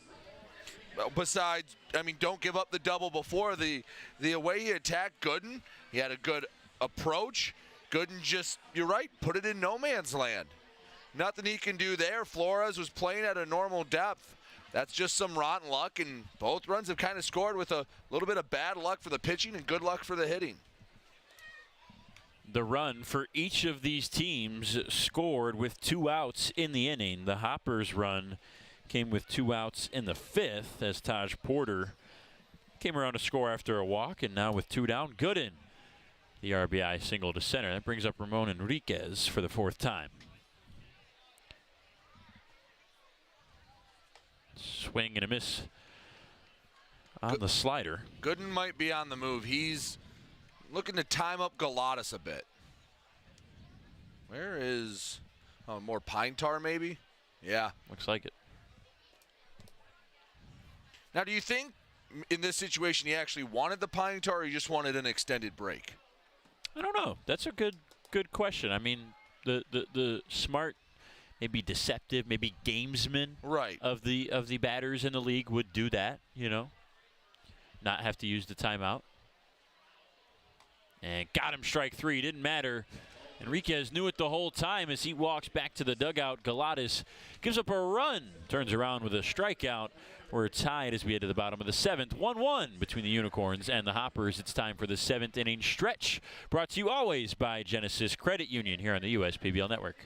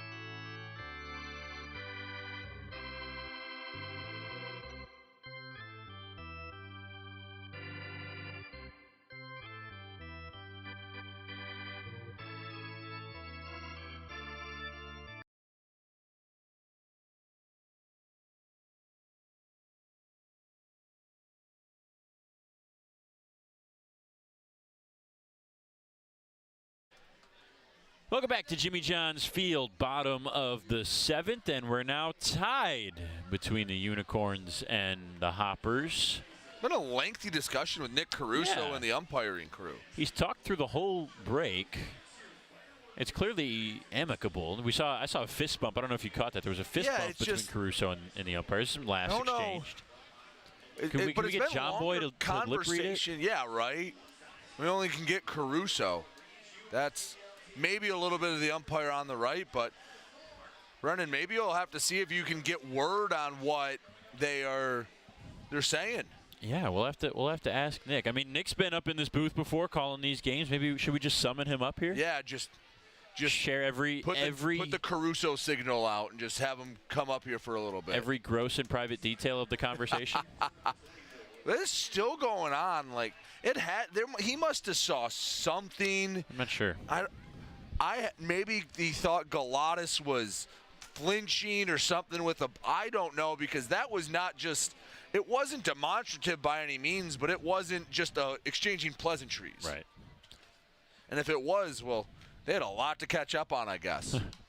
Greisen still on the mound. Hughes fouls it back.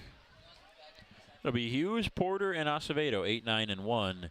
In the 7th, trying to reclaim the lead for the Hoppers. I want to see Whit Hughes' approach. Remember last time he pulled off a pitch away, maybe got a little pull happy. See how he attacks this at bat. Swings and misses at a ball that skipped under the legs of Ramon Enriquez. Now 0-2.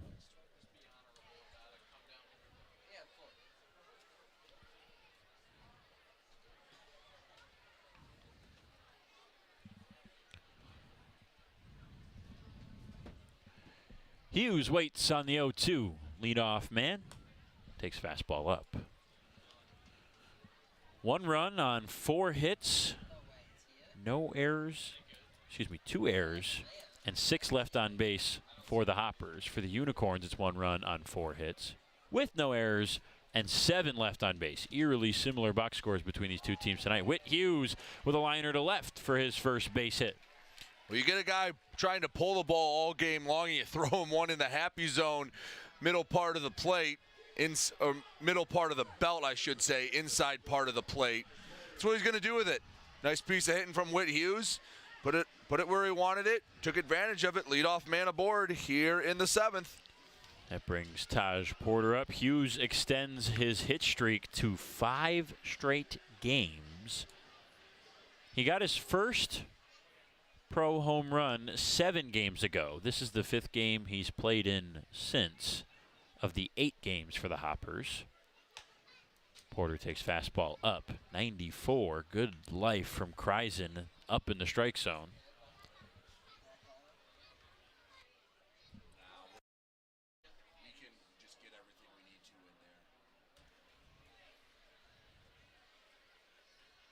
Hughes off of first, the 1-0, swing and a miss, 1-1. And we mentioned Hughes' streak in those 4 games before tonight.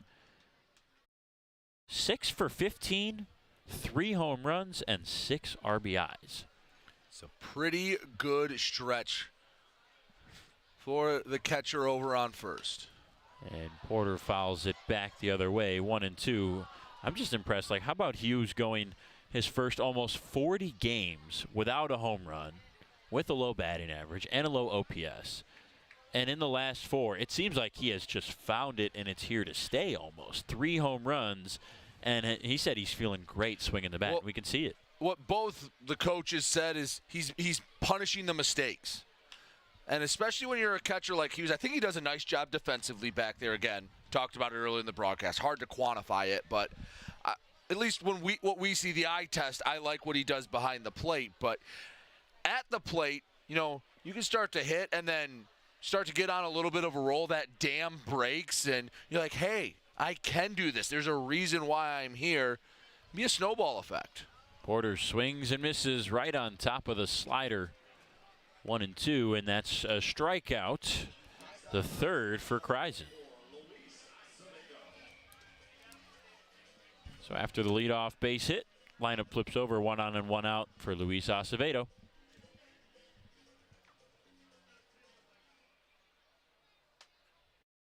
Righty on righty, and in the small sample size for Kreisen, that's a good thing. It's a small enough sample size that essentially the split doesn't really matter yet. Only 4 innings of work when you include the 6th inning from tonight.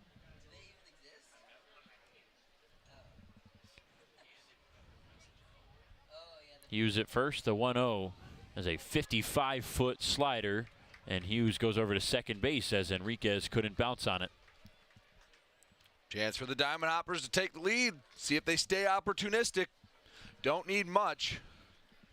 Now, the one downside to having Porter at third, if you wanted to think about a pinch runner, you really can't do it in this scenario unless you wanted to move Porter from third into catch.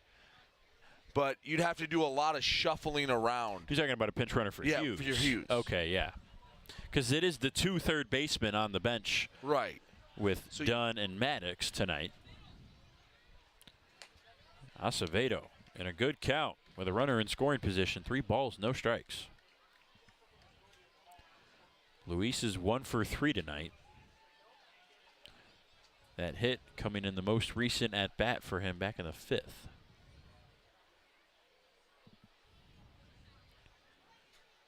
Kreisen delivers, and he walked him on 4 pitches. A little wild in Kreisen's 2nd inning of relief. Silver lining sets up the double play.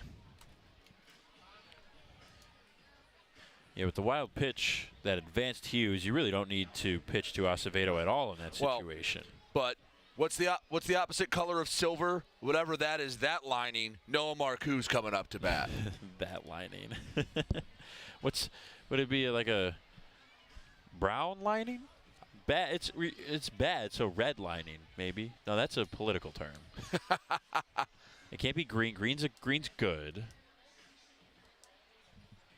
I don't know.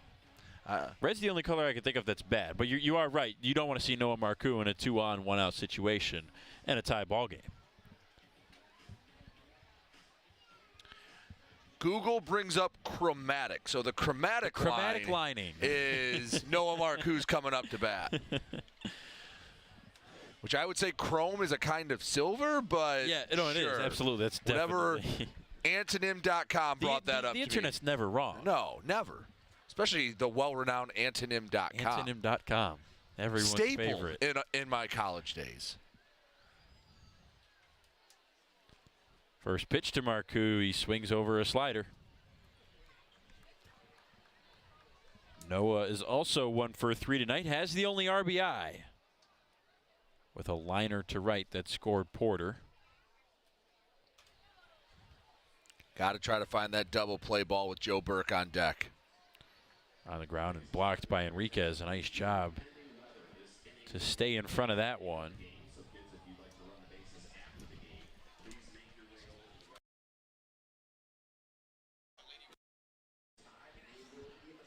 You talk about the ground ball, Brady. The Hoppers, the best in the league at not grounding into the double play. They get many more flyouts than groundouts on the season. Marcoux waits on the 1-1 on the ground, right side. That'll get through for a base hit. Hughes is being waved around. Matulia up with the throw home. It's not cut off. It's not in time, though, either. And Hughes slides in safely. With the announcement of this being the last inning due to impending inclement weather, that's a walk-off for Marcoux. Sure, why not? That is, Brendan, they don't teach you that in broadcasting school. Did they ever teach you that at State, how to go from just the bottom of the 7th to a game winner? But how about it? Noah Marcoux, the chromatic walk-off. He heard the announcement and said, I'll take care of that. With 2 on and 1 out, Marcoux lines it for the second hit of the night to right field. Everybody racing to beat the storm, and the Hoppers race to a 5th straight win and a tie for first place. A big win for the Hoppers over the Unicorns, 2-1 in a short 7. We've got post-game after this on the USPBL Network.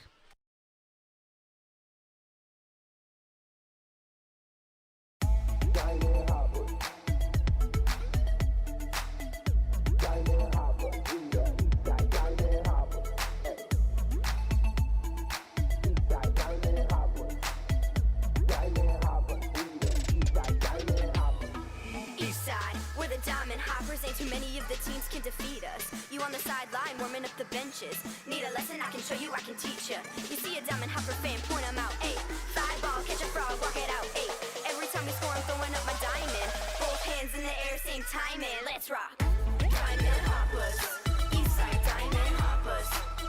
Diamond Hoppers, we the Eastside Diamond Hoppers. Diamond Hoppers, Eastside Diamond Hoppers. Diamond Hoppers, we the Eastside Diamond Hoppers.